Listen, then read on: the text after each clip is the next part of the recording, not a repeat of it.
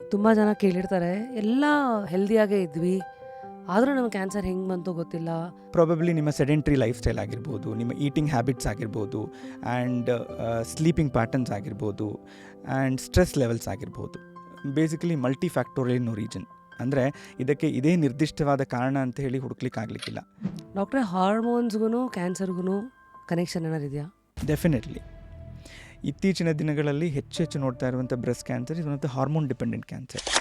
Microwave food ಇದಕ್ಕೂ ಕ್ಯಾನ್ಸರ್ಗೂ ಸಂಬಂಧ ಇದೆಯಾ, ಅಥವಾ ಇದು is it a myth or truly a concern? Microwave ಅನ್ನೋದಕ್ಕಿಂತ anything which is grilled, smoked, that has a direct relation. ಈಗ ರೆಡ್ ಮೀಟ್, ಮಟನ್, ಬೀಫ್ ಇವೆಲ್ಲ ಕ್ಯಾನ್ಸರ್ಗೂ ಕನೆಕ್ಟೆಡ್ ಇದೆಯಾ? Definitely. Red meat is directly associated with colon cancer. ಡಾಕ್ಟ್ರಾಗಿ ನೀವು ಇದಕ್ಕೊಂದು ಸಲಹೆ ಕೊಡೋದಾದರೆ? ನಾಳೆ ಅನ್ನೋದು ನನಗೂ ಕೂಡ ನಿಶ್ಚಿತವಾಗಿಲ್ಲ. The only thing what we have to, ನಾವು ಮಲ್ಕೊಳ್ಳೋದೇ ನಾಳೆ ಹೇಳ್ತೀವಿ ಅನ್ನೋ ಒಂದು ಹೋಪಲ್ಲಿ. ಸೊ ಹಾಗಾಗಿ ಕಾಯಿಲೆ ಇದೆ, ಕಾಯಿಲೆಗೆ ಚಿಕಿತ್ಸೆ ಇದೆ, ಆ ದಾರಿ ಏನಿದೆ ಸ್ವಲ್ಪ ಕತ್ತಲಿದೆ. So we just have to walk that darkness just to witness the light.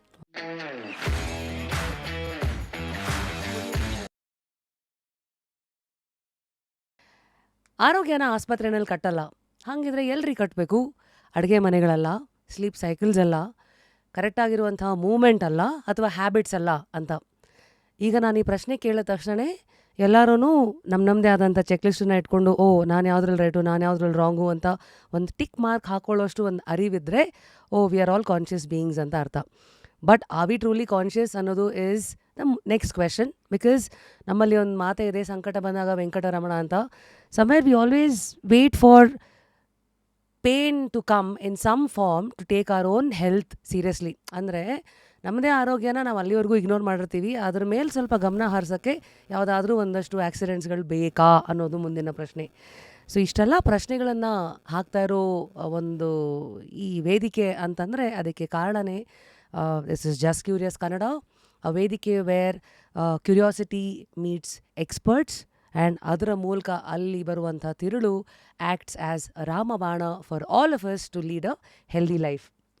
ಇನ್ನು ಒಂದು 10 ವರ್ಷದ ಹಿಂದೆ ಹೋಗೋದಾದರೆ ಕ್ಯಾನ್ಸರ್ ಅಂತಂದ್ರೇ ದಿ ಎಂಡ್ ಅಂತ ಕಾಣಿಸೋದು.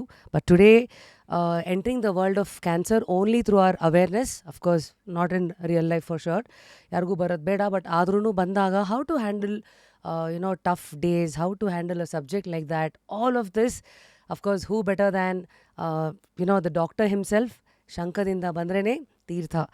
ಸೊ ಅದರಲ್ಲೂ ಇವತ್ತು ಕ್ಯಾನ್ಸರ್ ಅಂದ ತಕ್ಷಣ ಎಷ್ಟೋ ಜನ ಬದುಕಿ ಉಳಿದಿರೋರು ನಿಮ್ಮ ಆನ್ಸರ್ಸ್ಗಳಿಗಿನ್ನೂ ಹುಡುಕ್ತಾ ಇದ್ದೀರಾ. ನನಗೆ ಯಾಕೆ ಹಿಂಗಾಯಿತು, ಎಲ್ಲ ಚೆನ್ನಾಗಿತ್ತಲ್ಲ, ನನಗೆ ಯಾಕೆ ಕ್ಯಾನ್ಸರ್ ಬಂತು, ನಾನು ಸ್ಮೋಕ್ ಮಾಡ್ತಾ ಇರಲಿಲ್ಲ, ಏನೂ ಕೆಟ್ಟ ಅಭ್ಯಾಸಗಳೆಲ್ಲ, ನನಗೆ ಯಾಕೆ ಕ್ಯಾನ್ಸರ್ ಬಂತು, ಅಥವಾ I don't know what are the questions that survivors have. But at the same time ಇನ್ನೊಂದು ಎಂಡ್ ಅಂತ ಮಾತಾಡೋದಾದರೆ, ಇದು ಬರದೇ ಇರೋ ಹಾಗೆ ನನ್ನನ್ನು ನಾನು ಹೇಗೆ ಕಾಪಾಡ್ಕೋಬೇಕು, ಅದು ಇನ್ನೊಂದು ತುದಿಯಲ್ಲಿ ನಿಂತಿರೋ ವರ್ಗ. ಎರಡರ ಮಧ್ಯ ಮುಂದಿನ ಒಂದು ಪ್ರಶ್ನೆ ಇಸ್, 10 ವರ್ಷದ ಮುಂಚೆ ಕ್ಯಾನ್ಸರ್ ಕಾಣಿಸಿದ್ದು ಹೇಗೆ, ಈಗ ಇನ್ನು ಮುಂದಿನ 10 ವರ್ಷದಲ್ಲಿ ಈ ಆಧುನಿಕತೆ AI ಜಮಾನದಲ್ಲಿ ಕ್ಯಾನ್ಸರನ್ನು ಪ್ರಪಂಚ ಯಾವ ದಿಕ್ಕಲ್ಲಿ ಕರ್ಕೊಂಡು ಹೋಗ್ತಾ ಇದೆ, ವಾಟ್ ಆವಿಷ್ಕಾರಗಳು, ಆಲ್ ಆಫ್ ಇಟ್ ಅಫ್ಕೋರ್ಸ್. ಬನ್ನಿ ಮಾತಿಗೆ ಎಳೆಯೋಣ. Very young dynamic mind sitting here. ಅವರನ್ನು ನೋಡಿದ್ರೆ ಇವರು 38 ವರ್ಷನಾ ಅಂತ ಅನ್ಸುತ್ತೆ. ಸಾರಿ ಡಾಕ್ಟರ್, ಇಂಟ್ರೊಡಕ್ಷನಲ್ಲೇ ನೀವು ವಯಸ್ಸು ರಿವೀಲ್ ಮಾಡಿಬಿಟ್ಟೆ. But jokes apart, doctor Vinay Kumar Muttugi ಅವರು, who is from Bharat Hospital and Institute of Oncology. ಅವ್ರದ್ದು ಸ್ಪೆಷಲೈಸೇಷನ್ ಬಂದು ರೇಡಿಯೇಷನ್ ಆನ್ಕಾಲಜಿಸ್ಟ್. ಅಂದರೆ ಈಗ ನಾವೆಲ್ಲ ರೇಡಿಯೇಷನ್ ಅಂದ ತಕ್ಷಣ ತುಂಬ ಹೆದರ್ಕೋತೀವಲ್ಲ, ಫೇಸ್ ಆಫ್ ಕ್ಯಾನ್ಸರ್ ಬೇರೆ, ಕೂದಲು ಉದುರುತ್ತೆ, ರೇಡಿಯೇಷನ್ನು ತಡೆಯೋಕ್ಕಾಗತ್ತಾ? ಅದಷ್ಟೇ ಅಲ್ಲದೆ ಅವ್ರ ಸ್ಪೆಷಲೈಸೇಷನ್ ಅಂತ ಬಂದಾಗ a man who's been around people surviving cancer, ಅಥವಾ for people who lost fighting cancer. 9 ವರ್ಷಗಳ ಅನುಭವದಲ್ಲಿ ಸಾಕಷ್ಟು ಗೋಲ್ಡ್ ಇರುತ್ತೆ. It is sitting there for us to just scratch and ensure that we stay protected. So ಇಷ್ಟೆಲ್ಲ formal introduction ಆಯಿತು ಡಾಕ್ಟ್ರೆ, ಇನ್ಯಾವುದು Wikipedia ಕೆಲಸ ಮಾಡಲ್ಲ, ಇನ್ನೇನಿದ್ರು ಹ್ಯೂಮನ್ ಕೆಲಸ. ಅಫ್ಕೋರ್ಸ್ ಎಂಥ ಸೆಲೆಬ್ರಿಟಿ ಆಗಿರಲಿ, ಎಂಥ ವಯಸ್ಸಿರೋರ್ಗಾಗಿರಲಿ, ದುಡ್ಡಿರೋರ್ಗಾಗಿರಲಿ, ದುಡ್ಡಿಲ್ದೇ ಇರೋರ್ಗಾಗಿರಲಿ, ಆರೋಗ್ಯ ಅನ್ನೋದು ಯಾವುದು ವಂಶಾಗತವಾಗಿ ಬಂದಿದ್ದಲ್ಲ, ಬರೋದು ಅಲ್ಲ. To some extent of course genetics ಬಿಟ್ಬಿಡೋಣ, ನಾವು ಅದನ್ನು ಪ್ರತಿದಿನವೂ ಗಳಿಸಿ ಅದರ ಜೊತೆಗೆ ನಾವು ಆರೋಗ್ಯವಾಗಿ ಇರಬೇಕಾಗಿರೋದು. So health has to be earned. So here I sit with you to open the dialogue for us to dive into the world of healthy living without hopefully stumbling upon cancer. Firstly ಹೇಗಿದ್ದೀರಾ? Welcome to Just Curious Kannada. Thank you Rashmi, ನಾನು ತುಂಬ ಚೆನ್ನಾಗಿದ್ದೀನಿ. ನೀವು ಹೇಗಿದ್ದೀರಿ? All good doctor. ಅದೇನೋ ಅಂತಾರಲ್ಲ, ಮೀನು ಒಂದು ಕೆರೆಯಿಂದ ಇನ್ನೊಂದು ಸಮುದ್ರ, ಇನ್ನೊಂದು ಬಾವಿ ಅಂತ. Every day I think I am very privilege to sit with people, experts coming, ಅವರವರ ಕ್ಷೇತ್ರದ ಗಣ್ಯರು ಬಂದು ಅವರಲ್ಲಿರುವಂಥ ಅಗಾಧ ಜ್ಞಾನನ ಆಚೆಗೆ ಹಾಕ್ತಾರೆ. ಆಚೆಗೆ ಎಳೆಯುವಂಥ ಒಂದು ಜಾಗ ನಂದು. ಸೊ ನಡೀತಾ ಇದೆ. ನೀವು ಹೇಗಿದ್ದೀರಿ? ನಾನು ಚೆನ್ನಾಗಿದ್ದೀನಿ. ಹಾಸ್ಪಿಟ್ಲಿಂದಲೇ ಬರ್ತಾ ಇದ್ದೀರಾ? Directly from the hospital. ಒಂದೊಂದು ವೃತ್ತಿಗೂ ಒಂದೊಂದು ಏನಂತೀರ, ಅದ್ರ ಜೊತೆಗೆ ಬರುವಂಥ ಆಕ್ಯುಪೇಷನಲ್ ಹ್ಯಾಝರ್ಡು ಇರುತ್ತೆ, ಗುಡ್ ಬ್ಯಾಡ್ ಎಲ್ಲನೂ. Of course you come from a place where people come for hope. ದಿನ ಬೆಳಗಾದರೆ ಸಾವಿನ ಮತ್ತು ಬದುಕಿನ ನಡುವೆ ಹೋರಾಟ ಮಾಡುವಂಥ ಅವರಿರೋ ಜಾಗದಲ್ಲಿ ನೀವು ಏನನ್ನು ಹುಡುಕ್ತಾ ಇರ್ತೀರಾ ಅನ್ನೋದು is the first question. Being the doctor ಆ ಸೈಡಿಗೆ ಇಟ್ಟರೆ, as a human, how do you look at life with a sandwich situation like this? How do I look at life is all about hope. So ಜೀವನನೇ ಹೋರಾಟ ಅಂತ ಅನ್ಸುತ್ತೆ, ಪ್ರತಿದಿನ ಹೋರಾಟದ ಬದುಕು. ಅಂಥದ್ರಲ್ಲಿ ಕ್ಯಾನ್ಸರ್ ಅಂತ ಬಂದಾಗ ಅದು ಇನ್ನೊಂದು ಥರದ ಹೋರಾಟ ಅಂತ ಅನಿಸುತ್ತೆ. ಯಾಕೆ? ಈಗ it is like walking with tight ropes all the time. As an oncologist ನನಗೆ ಒಂದೇ ನಾಣ್ಯದ ಎರಡು ಮುಖಗಳನ್ನ ನೋಡೋಕ್ಕೆ ಸಿಗುತ್ತೆ. ಕೆಲವು ಸರ್ತಿ I might witness people who are like completely cured of cancer, where I can join them in their celebrations, and at the same time, in a flip of coin, I can see someone who could not do there. So ಒಂದೇ ನಾಣ್ಯದ ಎರಡು ಮುಖಗಳು, ಎರಡನ್ನು ಎಷ್ಟು balance ಮಾಡ್ತೀವಿ ಅನ್ನೋದೇ ಜೀವನ ಅಂತ ಅನ್ಸುತ್ತೆ. So I am all about it. Where U C so much pain and ಅಂದರೆ ಅರ್ಥನೇ ಆಗಲ್ಲ ಅನ್ಸುತ್ತೆ ಲೈಫ್. ಇನ್ನೇನು ಅರ್ಥ ಆಗ್ತಾಯಿದೆ ಅನ್ನೋ ಹೊತ್ತಿಗೆ ಒಂದು ಗೂಗ್ಲಿ ಬಂದಿರುತ್ತಲ್ಲ. So how do you handle ನಿಮ್ಮ ಓನ್ ಮೆಂಟಲ್ ಹೆಲ್ತ್? ಕ್ಯಾನ್ಸರ್ ಬೇರೆ ಎಲ್ಲ ಬ್ರಾಂಚಸ್ಗೆ ಕಂಪೇರ್ ಮಾಡಿದ್ರೆ it requires lots of patience ಅಂತ ಅನಿಸುತ್ತೆ. And it is quite emotionally challenging also. ನಾನು ಆವಾಗಲೇ ಹೇಳ್ದಂಗೆ it is a flip of coin where you get to see both the ends. ಆ ಥರದ್ರಲ್ಲಿ being compassionate, empathetic is what is really important than getting in to their grief. Probably ನಾನು ತುಂಬ ಸ್ಟ್ರಾಂಗಾಗಿ ಉಳ್ಕೊಂಡ್ರೆ ಮಾತ್ರ next ಬರೋ ಇನ್ನೊಂದು ಪೇಷಂಟ್ನ ಅಷ್ಟೇ ಕಂಪ್ಯಾಷನೇಟಾಗಿ ಮಾತಾಡ್ಸೋಕ್ಕೆ ಸಾಧ್ಯ. So probably we compartmentalise those things. So ಒಂದು ಕಡೆ ಸೆಲೆಬ್ರೇಷನ್ಗೆ ಜಾಯ್ನ್ ಆದರೆ ಇನ್ನೊಂದು ಕಡೆ ಅಷ್ಟೇ ಎಂಪಥೈಸ್ ಆಗಿ someone who is not able to do that, who could not make it. So it is just the balancing between both of them ಅಂತ. You enter different rooms. There is one room where I am just celebrating them for their victory, and there is another room where I am trying to empathize or be a little more, get into their shoes and understand, but not getting drowned in their grief. A very thin line between. Exactly. Illa probably I just want to be that strong person or that go-to person for the next patient again. So ನನ್ನ ಹತ್ರ energy ಇದ್ದರೆ ಮಾತ್ರ I will be able to transfer it. Otherwise, if I get drained, then probably I will not be. So ಹಾಗಾಗಿ being compassionate and empathetic is what all about cancer. Especially ಲೈಫಲ್ಲಿ ಸಿಕ್ಕಾಪಟ್ಟೆ ಏರುಪೇರುಗಳಾದಾಗ one will start questioning about ಏನಪ್ಪ life ಅರ್ಥ ಅಂತ. ಅದು ಒಂದು RJ ಆಗಿ, ಪಾಡ್ಕಾಸ್ಟರ್ ಆಗಿ ನನ್ನ ಅನುಭವಕ್ಕೆ ಸಿಕ್ಕಿರೋದು, ಅಥವಾ ನನ್ನ ಕೈನಲ್ಲಿರೋ ಕೆಲವು ಲಿಮಿಟೇಷನ್ಸ್ಗಳು ಅಥವಾ ಶಕ್ತಿ ಅದಕ್ಕೊಂಥರ ಕಾಣ್ಬೋದು. ಈಗ ಉದಾಹರಣೆಗೆ ನಾನು ನಿಮ್ಮನ್ನು ಸಖತ್ತಾಗಿ ಮಾತಿಗೆ ಎಳಿಬೋದು, ಆದರೆ ನಿಮ್ಮ ಜೀವ ನಾನು ಉಳಿಸ್ತೀನ, ಮಾತಲ್ಲಿ ಉಳಿಸಿರ್ಬೋದು. ನೀವು ಅದೇ ಉಲ್ಟಾ, ನಿಮ್ಮ ಮಾತೆಲ್ಲ ಕೆಲಸದಲ್ಲೇ, ಜೀವ ಉಳಿಸೋ ಶಕ್ತಿ ಇರೋದು ನಿಮ್ಮ ಪ್ರಯತ್ನದಲ್ಲಿ, ನಿಮ್ಮ ಓದಿನಲ್ಲಿ.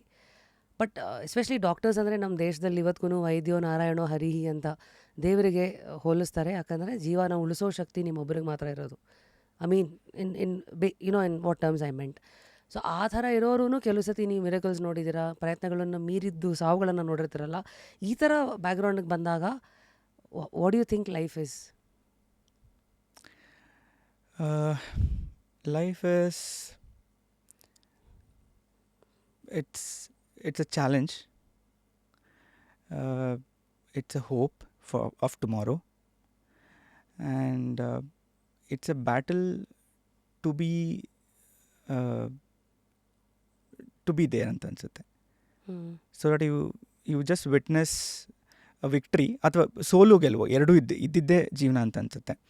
ಎರಡನ್ನೂ ಹೇಗೆ ಸಮತೋಲನವಾಗಿ ನೋಡಬೇಕು ಅನ್ನೋದೇ what I have learned at the end of the day. Is it easy? Very difficult. But we try to make it easy, ಆಮೇಲೆ as much as easy possible. ಹೇಗೆ ಮಾಡ್ಬೋದು ಅನ್ನೋದಕ್ಕೆ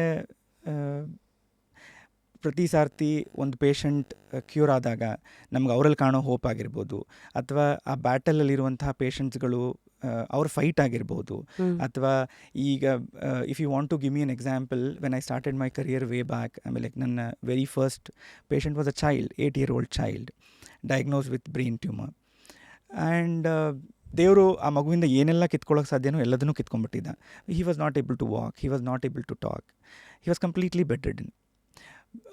that was a battle, it was a fight. Probably ಆ ಥರದ ಫೈಟ್ಗಳು he was not like giving up at any point of time. So that was my first day in my ward, and I am witnessing him who is not even giving up till that last minute. So probably ಆ ಥರದ ಫೈಟ್ಗಳು what I feel is quite inspiring, and that motivates me every day ಅಂತ ಅನ್ಸುತ್ತೆ.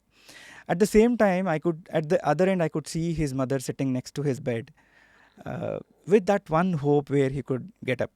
ಅವನು ಎಲ್ಲೋ ಎದ್ದು ಅಮ್ಮ ಅಂತ ಕರಿಬೋದೇನೋ ಅಂತ. So ಆ ಥರದ ಹೋಪ್ಗಳು ನಮ್ಮನ್ನು ತುಂಬ ಮೋಟಿವೇಟೆಡ್ ಆಗಿರುತ್ತೆ ಅಂತ ಅನ್ಸುತ್ತೆ. I think have to tell our audience this. ನಮ್ದು ಈ ಪಾಡ್ಕಾಸ್ಟ್ ಏನಿದೆ ಇದು ಮುಂಚೆನೇ ಆಗಬೇಕಾಗಿತ್ತು, ಬಟ್ ಅವತ್ತಿನ ದಿವಸ we had to cancel the shoot because ಅವತ್ತು ನಮ್ಮ ನಟ ದಿಲೀಪ್ ರಾಜ್ ಅವರು ನಮ್ಮನ್ನು ಅಗಲಿದ್ರು. And that day we had to request you and say request because ಮನಸ್ಥಿತಿನಲ್ಲಿ ಇರಲಿಲ್ಲ ಅಂತ. ಅಂದರೆ ಇದನ್ನು ಯಾಕೆ ಹೇಳ್ತಾ ಇದ್ದೀನಿ ಅಂದರೆ, ವಲ್ನರಬಿಲಿಟಿ ಅನ್ನೋದು ಹೇಗಿರುತ್ತೆ ಅಂದರೆ, ಕೆಲವುದನ್ನು ನುಂಗ್ಕೊಳ್ಳೋಕ್ಕಾಗಲ್ಲ, but you are in a place where in every day that has to be normal for you ಅಂತಲೂ ಹೇಳೋಕ್ಕಾಗಲ್ಲ, but you have to move on with the show. It really can't be normal. Say I'm human at the end of the day. Probably even I will have that emotional ups and downs. So ಯಾವುದೋ like sitting across the table counseling a patient, ಇಲ್ಲ ನಿಂಗೆ cancer ಬಂದಿದೆ, ಈ ಸ್ಟೇಜಲ್ಲಿದೆ, 4ನೇ ಸ್ಟೇಜಲ್ಲಿದೆ, it is not it can only be contained, ಈ ಥರದ್ದನ್ನು ಹೇಳಿ I just cannot drive back home with the same human. I would definitely go through, but ಅದೇ ಹೇಳೋನಲ್ಲ, I cannot get into their grief. Probably if I let down myself, then probably I'll not be able to counsel her. Objective ಆಗಿ ನೀವು ನೋಡೋಕ್ಕಾಗೋದಿಲ್ಲ ಅಂತ ಅನ್ಸುತ್ತೆ. ಇದಕ್ಕೆಲ್ಲ ನಿಮಗೆ training ಆಗಿರುತ್ತಾ doctor? ನಿಮಗೂ council ಮಾಡಿ? It is all about experience ಅನ್ಸುತ್ತೆ. ಆಮೇಲೆ being a doctor, probably you will learn it over a period of time. So with this foundation as to how you handle your emotions and how you stay with that ಸಹಾನುಭೂತಿ and that ಏನಂತೀರ ತಾಳ್ಮೆ and that ಜಾಣ್ಮೆ, now I would like to enter the world of cancer. And ಇವತ್ತು ಎಲ್ಲರನ್ನೂ ಒಂದೇ ಲೈನಲ್ಲಿ ನಾನು ಅವ್ರ ಪ್ರಶ್ನೆನ encapsulate ಮಾಡಬೇಕಂದ್ರೆ, ಕ್ಯಾನ್ಸರ್ನ ನಾವು ಜಾಸ್ತಿ ಲೈಫ್ ಸ್ಟೈಲ್ ಡಿಸೀಸ್ ಅಂತ ನೋಡಬೇಕಾ ಅಥವಾ ಇದು ಜೆನೆಟಿಕ್ ಡಿಸೀಸ್ ಅಂತನಾ ಫಂಡಮೆಂಟಲಿ? ಇದು it is basically a lifestyle disease. ಅಂದರೆ and the genetic part what we are talking about is hardly 5 to 10% ಮಾತ್ರ. ಜೆನೆಟಿಕ್ ಅಂದರೆ ವಂಶವಾಹಿನಿಯಾಗಿ ತಾಯಿಯಿಂದ ಮಗಳಿಗೆ ಬರುವಂಥದ್ದು ಅಥವಾ ತಂದೆಯಿಂದ ಮಗನಿಗೆ ಬರುವಂಥದ್ದು. ಅದಲ್ಲದೆ ಉಳಿದ ಎಲ್ಲ ಕ್ಯಾನ್ಸರ್ಗಳು majority of the times are lifestyle diseases. ಅಂದರೆ ನಾವು ಹೇಗೆ ಜೀವನ ನಡೆಸ್ತೀವಿ, ನಮ್ಮ ಊಟ ಹ್ಯಾಬಿಟ್ಸು, ನಿದ್ದೆ, ಸ್ಟ್ರೆಸ್ ಲೆವೆಲ್ಸ್, ಆ್ಯಂಡ್ ದುಶ್ಚಟಗಳು. ಇದಿಷ್ಟಕ್ಕೆ ಯಾವ್ದಾದ್ರು ಪರ್ಸೆಂಟೇಜ್ ಇದೆಯಾ? ಇದಿಷ್ಟರಲ್ಲಿ ಯಾವ್ದು ನಂಬರ್ 1, ಯಾವುದು ಅದಕ್ಕೊಂದು ನಂಬರ್ ಕೊಟ್ಟು 5 4 3 2 1 ಅಂತ? Cancer is basically multifactorial in origin. ಅಂದರೆ ಇದಕ್ಕೆ ಇದೇ ನಿರ್ದಿಷ್ಟವಾದ ಕಾರಣ ಅಂತ ಹೇಳಿ ಹುಡುಕ್ಲಿಕ್ಕಾಗಲಿಕ್ಕಿಲ್ಲ. ಎಲ್ಲ ಕಾರಣಗಳು ಒಟ್ಟಾಗೆ ಸೇರಿಕೊಂಡಾಗ ಪ್ರೊಬಬ್ಲಿ ಕ್ಯಾನ್ಸರ್ ಕಾಣಿಸ್ಕೊಳ್ಳುತ್ತೆ ಅಂತ ಅನಿಸುತ್ತೆ. Majority of the times in Indian scenario ನೋಡೋದಾದರೆ 60% 70% ಕ್ಯಾನ್ಸರ್ಗಳು ತಂಬಾಕು ಸೇವನೆಯಿಂದಾಗಿ ಉಂಟಾಗುವಂಥದ್ದು. ನಮ್ಮ ಇಂಡಿಯನ್ ಸಿನಾರಿಯೋನಲ್ಲಿ ಅಂದರೆ smoking, tobacco in any form, chewable ಫಾರ್ಮಲ್ಲಿ ಇರ್ಬೋದು, ಗುಟ್ಕಾ ಆಗಿರ್ಬೋದು, ಪಾನ್, ಜರ್ದಾ, ಬೀಡ ಅಥವಾ ಬೀಡಿ, ಸಿಗರೇಟು. ದರ್ ಇಸ್ ಒಂದು ಮಾತು ಅಂದರೆ, ನೀವು 20ರಲ್ಲಿ ನೀವು ಹೆಂಗಿದ್ರಿ 20ರ ಹರೆಯದಲ್ಲಿ ಅದು 30ರ ಹರೆಯದಲ್ಲಿ ತೋರಿಸುತ್ತೆ, 30ರ ಹರೆಯದಲ್ಲಿ ಹೇಗಿದ್ರಿ ಅದು 40sಲ್ಲಿ ರಿಫ್ಲೆಕ್ಟ್ ಆಗುತ್ತೆ ಅಂತ. ಸೊ ಲೆಟ್ಸ್ ಸೇ ಎಲ್ಲ ದುಶ್ಚಟಗಳಿಂದ ಆಚೆಗೆ ಬಂದಿರೋರ್ಗು ಕ್ಯಾನ್ಸರ್ ಅನ್ನೋ ಒಂದು ಇದು ಕಾಡತ್ತಾ, ಆ ಭಯ? ಡೆಫಿನೆಟ್ಲಿ. ಈಗ ಯೂಶಲ್ ಆಗಿ ನಾವು ನೋಡುವಂಥ ಪೇಷಂಟ್ಸ್ಗಳು ಹೀಗೆ ಇರುತ್ತೆ. ಯಾವತ್ತೋ ಜೀವನದಲ್ಲಿ ಸ್ಮೋಕ್ ಮಾಡಿರುವಂಥ ಹಿಸ್ಟ್ರಿ ಇರುತ್ತೆ. That is all retrospective basically. ಈಗ ಅದರಿಂದಾನೇ ಆಗಿದೆಯಾ ಅಂತ ಹೇಳಿ ಮೂಲಭೂತವಾಗಿ ಹೇಳಲಿಕ್ಕೆ ಆಗಲಿಕ್ಕಿಲ್ಲ. ಬಟ್ ಆ ಹಿಸ್ಟ್ರಿ ಇರೋರಲ್ಲಿ ಕ್ಯಾನ್ಸರ್ ಕಾಣಿಸ್ಕೊಳ್ಳುವಂಥ ಸಾಧ್ಯತೆಗಳು ಹೆಚ್ಚಾಗಿ ಕಾಣಿಸ್ಕೊಳ್ಳುತ್ತೆ. ಆ್ಯಂಡ್ ಯಾವತ್ತೋ ಈಗ ಹರೆಯದಲ್ಲಿ ಪ್ರಾಬಬ್ಲಿ ದ ಟೆಂಡರ್ ಏಜ್ ಎಲ್ಲದನ್ನು ಟ್ರೈ ಮಾಡಬೇಕು ಅನ್ನೋ ಸಾಧ್ಯತೆಯಲ್ಲಿ ಪ್ರಾಬಬ್ಲಿ ಆ ಟೈಮಲ್ಲಿ ಶುರುವಾದಂಥದ್ದು ಪ್ರಾಬಬ್ಲಿ ಒಂದು ದುಶ್ಚಟವಾಗಿ ಅಥವಾ ಒಂದು ಅಡಿಕ್ಷನ್ ಆಗಿ ಬೆಳೀತಾ ಹೋಗುತ್ತೆ. ಅದಾದಮೇಲೆ ಎಲ್ಲೋ ಒಂದು ಮನವರಿಕೆ ಆದಾಗ ಬಿಟ್ಟಿರ್ತಾರೆ. ಪ್ರಾಬ್ಲಿ ಅದಾದಮೇಲೂ ಕೂಡ ಕ್ಯಾನ್ಸರ್ನ ರಿಸ್ಕ್ ಕಡಿಮೆ ಆಗಲಿಕ್ಕೆ ನೀವು ಯಾವತ್ತು ಕ್ವಿಟ್ ಮಾಡಿದ್ದೀರೋ ಅಲ್ಲಿಂದ 10 ಇಯರ್ಸ್ ಬೇಕಾಗತ್ತೆ. Oh 10 years. Just to have a risk which is equal to someone who is a non smoker. So ಆ ರಿಸ್ಕ್ ಫ್ರೀ ಝೋನಿಗೆ ಬರೋಕ್ಕೆ ಮಿನಿಮಮ್ 10 ವರ್ಷ ಬೇಕಾಗತ್ತೆ. ಅಲ್ಲಿವರೆಗೂ ಈ ಹಿಸ್ಟ್ರಿ ಇರೋರು ಏನೇನು ಮಾಡಬೇಕು?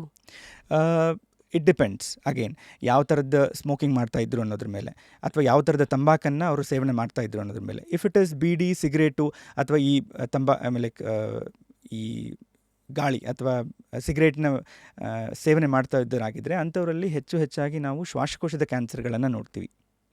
ಈ ಅಗದು ತಿನ್ನುವ ತಂಬಾಕಿನಲ್ಲಾಗಿರೋದು ಅಂಥವರಲ್ಲಿ ಬಾಯಿ ಮತ್ತು ಗಂಟಲಿನ ಕ್ಯಾನ್ಸರ್ಗಳನ್ನು ಹೆಚ್ಚಾಗಿ ನೋಡ್ತೀವಿ. ಸೊ ಹಾಗಾಗಿ ಈ ಥರದ ಹಿಸ್ಟ್ರಿ ಇರೋರು ರೆಗ್ಯುಲರ್ ಆಗಿ ಬಾಯಿ ಗಂಟಲಿನ ಪರೀಕ್ಷೆನ ಮಾಡಿಸ್ಕೋಬೋದು. ಮತ್ತು ಹೈ ರಿಸ್ಕ್ ಸ್ಕ್ರೀನಿಂಗ್ ಅಂತ ಹೇಳಿ ಕರಿತೀವಿ. ಈ ಥರದ ಸ್ಮೋಕಿಂಗ್ ಹಿಸ್ಟ್ರಿ ಇರೋವಂಥವರು ಲೋ ಡೋಸ್ CT ಸ್ಕ್ಯಾನ್ ಅಂತ ಕರಿತೀವಿ. That is really not a proven screening modality, but still it can pick up lung cancer the early stages. Low dose CT. So ಇದಿಷ್ಟು ಮಾಡಿಸ್ಕೊಳ್ಳೋದ್ರಿಂದ you can catch it early. Pick up the cancer at the early stages. ತುಂಬ ಜನ ಕೇಳಿರ್ತಾರೆ, ಎಲ್ಲ ಹೆಲ್ದಿಯಾಗೇ ಇದ್ವಿ ಆದರೂ ನಮಗೆ cancer ಹೆಂಗೆ ಬಂತು ಗೊತ್ತಿಲ್ಲ, ಅಥವಾ ಇದು ಯಾವ ಜನ್ಮದ ಕರ್ಮಾನೋ ಏನೋ ಈ ಥರದ್ದೆಲ್ಲ ಮಾತುಗಳು ಬರುತ್ತಾ ಡಾಕ್ಟರ್? ಡೆಫಿನೆಟ್ಲಿ ತುಂಬ ಜನರಿಗೆ ಇದಿದೆ. ನೀವು ಕರ್ಮ ಅಂತ ಏನು ಪದ ತೊಗೊಂಡ್ರಿ ಇವಾಗ, ಎಷ್ಟೊಂದು ಜನ ಅದನ್ನು ಹೇಳ್ತಾರೆ, ಪ್ರಾಬ್ಲಿ ಯಾವುದೋ ಜನ್ಮದ ಕರ್ಮ ಇರ್ಬೋದೇನೋ ಈ ಥರ ಆಯಿತು ಅಂತೇಳಿ ಅಂತ. ನಾನು ಆವಾಗಲೇ ಹೇಳ್ದಂಗೆ it is completely A lifestyle disease. ನಾವು ಬರೀ ಏನು ಚಿಕ್ಕ ಪುಟ್ಟ ಕಾರಣಗಳು ನಮಗೇನು ಗೊತ್ತಿದೆಯೋ ಅದನ್ನು ಮಾತ್ರ ಎತ್ತಿ ಹೇಳಲಿಕ್ಕೆ ಸಾಧ್ಯ. There is another entity called as epigenetics. ಅಂದರೆ ಒಬ್ಬ ವ್ಯಕ್ತಿ ಯಾವ ಥರದ ಎನ್ವಿರಾನ್ಮೆಂಟಲ್ಲಿ ಇದ್ದಾನೆ ಅನ್ನೋದ್ರ ಮೇಲೆ ಕೂಡ ಅವನ ಜೀನ್ ಕೆಲಸ ಮಾಡುವಂಥ ಸಾಧ್ಯತೆಗಳಿರುತ್ತೆ. ಸೊ ಅದರಿಂದಾಗಿನೂ ಕ್ಯಾನ್ಸರ್ ಆಗುವಂಥ ಸಾಧ್ಯತೆ ಇದೆ. ಸೊ ನಾನು ಮತ್ತೆ ಅದನ್ನೇ ಮುಂದುವರ್ಸ್ಕೊಂಡು ಹೋಗೋದಾದ್ರೆ, ರಿವರ್ಸ್ ಎಂಜಿನಿಯರ್ ಮಾಡೋದಾದರೆ ಯಾವ ವಾತಾವರಣ ತುಂಬ ಕ್ಯಾನ್ಸರ್ ಬರ್ಸೋ ಎಲ್ಲ ಲಕ್ಷಣಗಳನ್ನು ಹೆಚ್ಚು ಮಾಡುತ್ತೆ? ಅಪಾರ್ಟ್ ಫ್ರಮ್ ಸ್ಮೋಕಿಂಗ್, ಡ್ರಿಂಕಿಂಗ್, ದುಶ್ಚಟಗಳು. I think you mention about sleep, stress. Definitely ಅದನ್ನೇ ಹೇಳಲಿಕ್ಕೆ ಬರ್ತಾ ಇದ್ದೆ ಇವಾಗ. ಪ್ರಾಬಬ್ಲಿ ನಿಮ್ಮ ಸೆಡೆಂಟ್ರಿ ಲೈಫ್ ಸ್ಟೈಲ್ ಆಗಿರ್ಬೋದು, ನಿಮ್ಮ ಈಟಿಂಗ್ ಹ್ಯಾಬಿಟ್ಸ್ ಆಗಿರ್ಬೋದು, ಆ್ಯಂಡ್ ಸ್ಲೀಪಿಂಗ್ ಪ್ಯಾಟರ್ನ್ಸ್ ಆಗಿರ್ಬೋದು, ಆ್ಯಂಡ್ ಸ್ಟ್ರೆಸ್ ಲೆವೆಲ್ಸ್ ಆಗಿರ್ಬೋದು. ಇದೆಲ್ಲವೂ ಕೂಡ all this put together will act as an epigenetic factor. Sedentary ಅಂದರೆ ಕೂತ್ಕೊಂಡು ಕೆಲಸ ಮಾಡೋದು. ಅವ್ರಿಗೆ solution there is another thing which is now that sitting is the next smoking. ಅದಕ್ಕೆ ಸೊಲ್ಯೂಷನ್ ಏನು ಡಾಕ್ಟ್ರೆ? ಒಂದೊಂದಕ್ಕೆ ಅಲ್ಲೇ ಬಿಡಿಸೋದಾದರೆ ಡಯಟರಿ ಚೇಂಜಸಲ್ಲಿ what that you can make. ಈಗ ಒಂದು ತಟ್ಟೆನಲ್ಲಿ ಇವತ್ತಿನ ದಿನಕ್ಕೆ ಊಟ ಇಟ್ಕೊಂಡ್ರೆ ಪ್ರಾಬಬ್ಲಿ ಅದರಲ್ಲಿ ಎಷ್ಟು ಪ್ರಮಾಣದಲ್ಲಿ ಊಟ ಇದೆ, ಎಷ್ಟು ಪ್ರಮಾಣದಲ್ಲಿ ಕ್ರಿಮಿನಾಶಕಗಳಿದೆ ಅಂತ ಹೇಳಿ ನೋಡಬೇಕಾಗತ್ತೆ. That is how it is completely adulterated. ಅಂದರೆ ಉದಾಹರಣೆಗೆ ಎಲ್ಲವೂ ಕೂಡ it is all completely coming from fertilisers basically. So ಹಾಗಾಗಿ ನಾವು ಅದನ್ನು ಬೇರ್ಪಡಿಸೋಕ್ಕೆ ಸಾಧ್ಯನೇ ಇಲ್ಲ ಅಂತ ಅನ್ಸುತ್ತೆ. We already got adapted to that ಈಗಿನ ಸಿಚುವೇಶನಿಗೆ ಕಂಪೇರ್ ಮಾಡೋದಾದರೆ. ಸೊ ಹಾಗಾಗಿ ಅಲ್ಲಿದನ್ನು ನೀವು ಚೇಂಜ್ ಮಾಡಲಿಕ್ಕೆ ಆಗಲಿಕ್ಕಿಲ್ಲ. What is that you can do consciously ಅಂತಂದರೆ ಪ್ರಾಬಬ್ಲಿ ನಿಮ್ಮ ಸುತ್ತಮುತ್ತ ಸಿಗುವಂಥದ್ದು. ನಾವು ಮೊದಲೆಲ್ಲ ನಮ್ಮ ತಾತಂದ್ರೆಲ್ಲ ಏನು ಮಾಡ್ತಾಯಿದ್ರು, ಅಲ್ಲಿ ಏನು ಬೆಳೀತಾ ಇದ್ರು ಅದನ್ನೇ ಊಟ ಮಾಡ್ತಾಯಿದ್ರು. We have got use to all this new lifestyle changes like oats ತಿನ್ನುವಂಥದ್ದು. I am not telling that it is completely wrong, but what I would suggest ಅಂತಂದರೆ ನಿಮ್ಮ ನೇಟಿವಿಟಿನಲ್ಲಿ ಏನು ಬೆಳೆಯೋದಕ್ಕೆ ಸಾಧ್ಯ ಅದು ನಿಮಗೆ ತುಂಬ ಸೂಕ್ತವಾಗಿರುತ್ತೆ. So local food is something which is completely ಆಗಿನ ನಿಮ್ಮ ಫಿಸಿಕಲ್ ಅಥವಾ ನಿಮ್ಮ ಜೆನೆಟಿಕ್ಸ್ಗೆ ಅದು ಸೂಕ್ತವಾಗಿರುವಂಥದ್ದು. ಸೊ ಹಾಗಾಗಿ ಅದನ್ನು ಕನ್ಸ್ಯೂಮ್ ಮಾಡೋದು ಇಸ್ ದ ಬೆಸ್ಟ್ ಥಿಂಗ್ ಅಂತ ಅನಿಸುತ್ತೆ. And complete balanced diet. ನಾವು ಈಗೆಲ್ಲ ಮ್ಯಾಕ್ರೋ ಮೈಕ್ರೋಸ್ ಬಗ್ಗೆ ಮಾತಾಡ್ತಾ ಇದ್ದೀವಿ. ಸೊ ಮ್ಯಾಕ್ರೋಸ್ ಆ್ಯಂಡ್ ಮೈಕ್ರೋಸ್, ಎಷ್ಟು ಕಾರ್ಬೋಹೈಡ್ರೇಟ್ಸ್ ಇರಬೇಕು, ಎಷ್ಟು ಫ್ಯಾಟ್ ಇರಬೇಕು, ಎಷ್ಟು ಪ್ರೋಟೀನ್ ಇರಬೇಕು, and what are the micro nutrients that we have to look into ಅಂತೇಳಿ. ಅಷ್ಟು ಕಾನ್ಸಂಟ್ರೇಟೆಡ್ ಆಗಿ ನಾವು ನೋಡ್ಲಿಕ್ಕೆ ಆಗದೇ ಇದ್ರೂ probably A balance diet.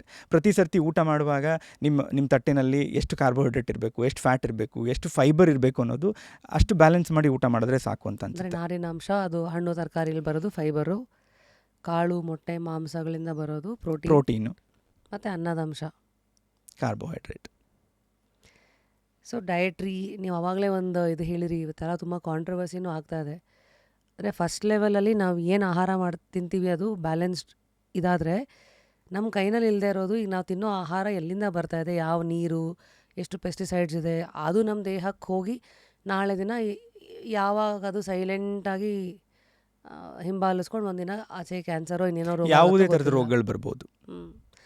ಅದಕ್ಕೇನೀಗ solution?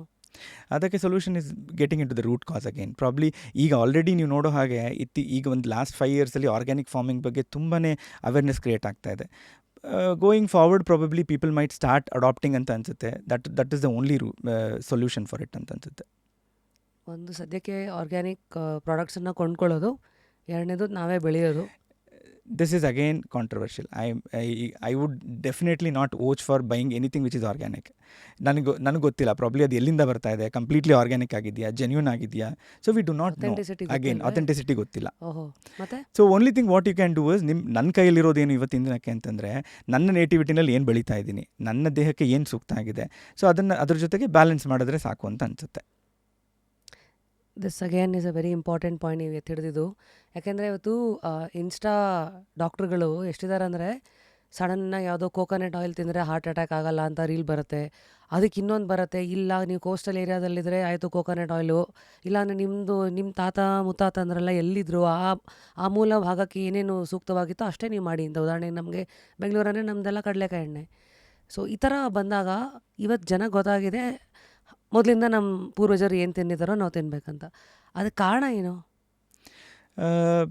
Probably knowing the history better. ಈಗ ನಾವು ಕಾಯಿಲೆಗಳಿಗೆ ಕಾರಣಗಳನ್ನ ಹುಡುಕ್ತಾ ಹೋದಂಗೆ probably we try to understand the root causes better ಅಂತ ಅನಿಸುತ್ತೆ. ಸೊ ಹಾಗಾಗಿ ಈಗ ನಿಮ್ಮ ದೇಹಕ್ಕೆ ಏನು ಸೂಕ್ತ ಅನ್ನೋದನ್ನು ತಿಳ್ಕೊಳ್ಳೋದಕ್ಕೆ we have to go back to the history again. So ಅಲ್ಲಿ ಹೋದಷ್ಟು ಸೇಫೆಸ್ಟ್. ಸೊ ಡಯಟ್ ಬಗ್ಗೆ thank you for giving us ಏನೇನು ಮಾಡಬೇಕು ಮಾಡಬಾರ್ದು. ಸ್ಟ್ರೆಸ್ ಇವತ್ತು ವಾಚ್ಗಳು ಬಂದಿದೆ, ಡಿವೈಸ್ ಬಂದಿದೆ, ಇಂಡಿಸ್ಪೆನ್ಸಿಬಲ್ ಪಾರ್ಟ್ ಆಫ್ ಲೈಫ್ ಅಂತ ಅನಿಸುತ್ತೆ. ಈಗಿನ ಓಡ್ತಾ ಇರೋ ಕಾಲಕ್ಕೆ ಸ್ಟ್ರೆಸ್ ಇಲ್ಲದೆ ಯಾರೂ ಬದುಕ್ತಾ ಇಲ್ಲ ಅಂತ ಅನಿಸುತ್ತೆ. Stress is part and parcel of your life.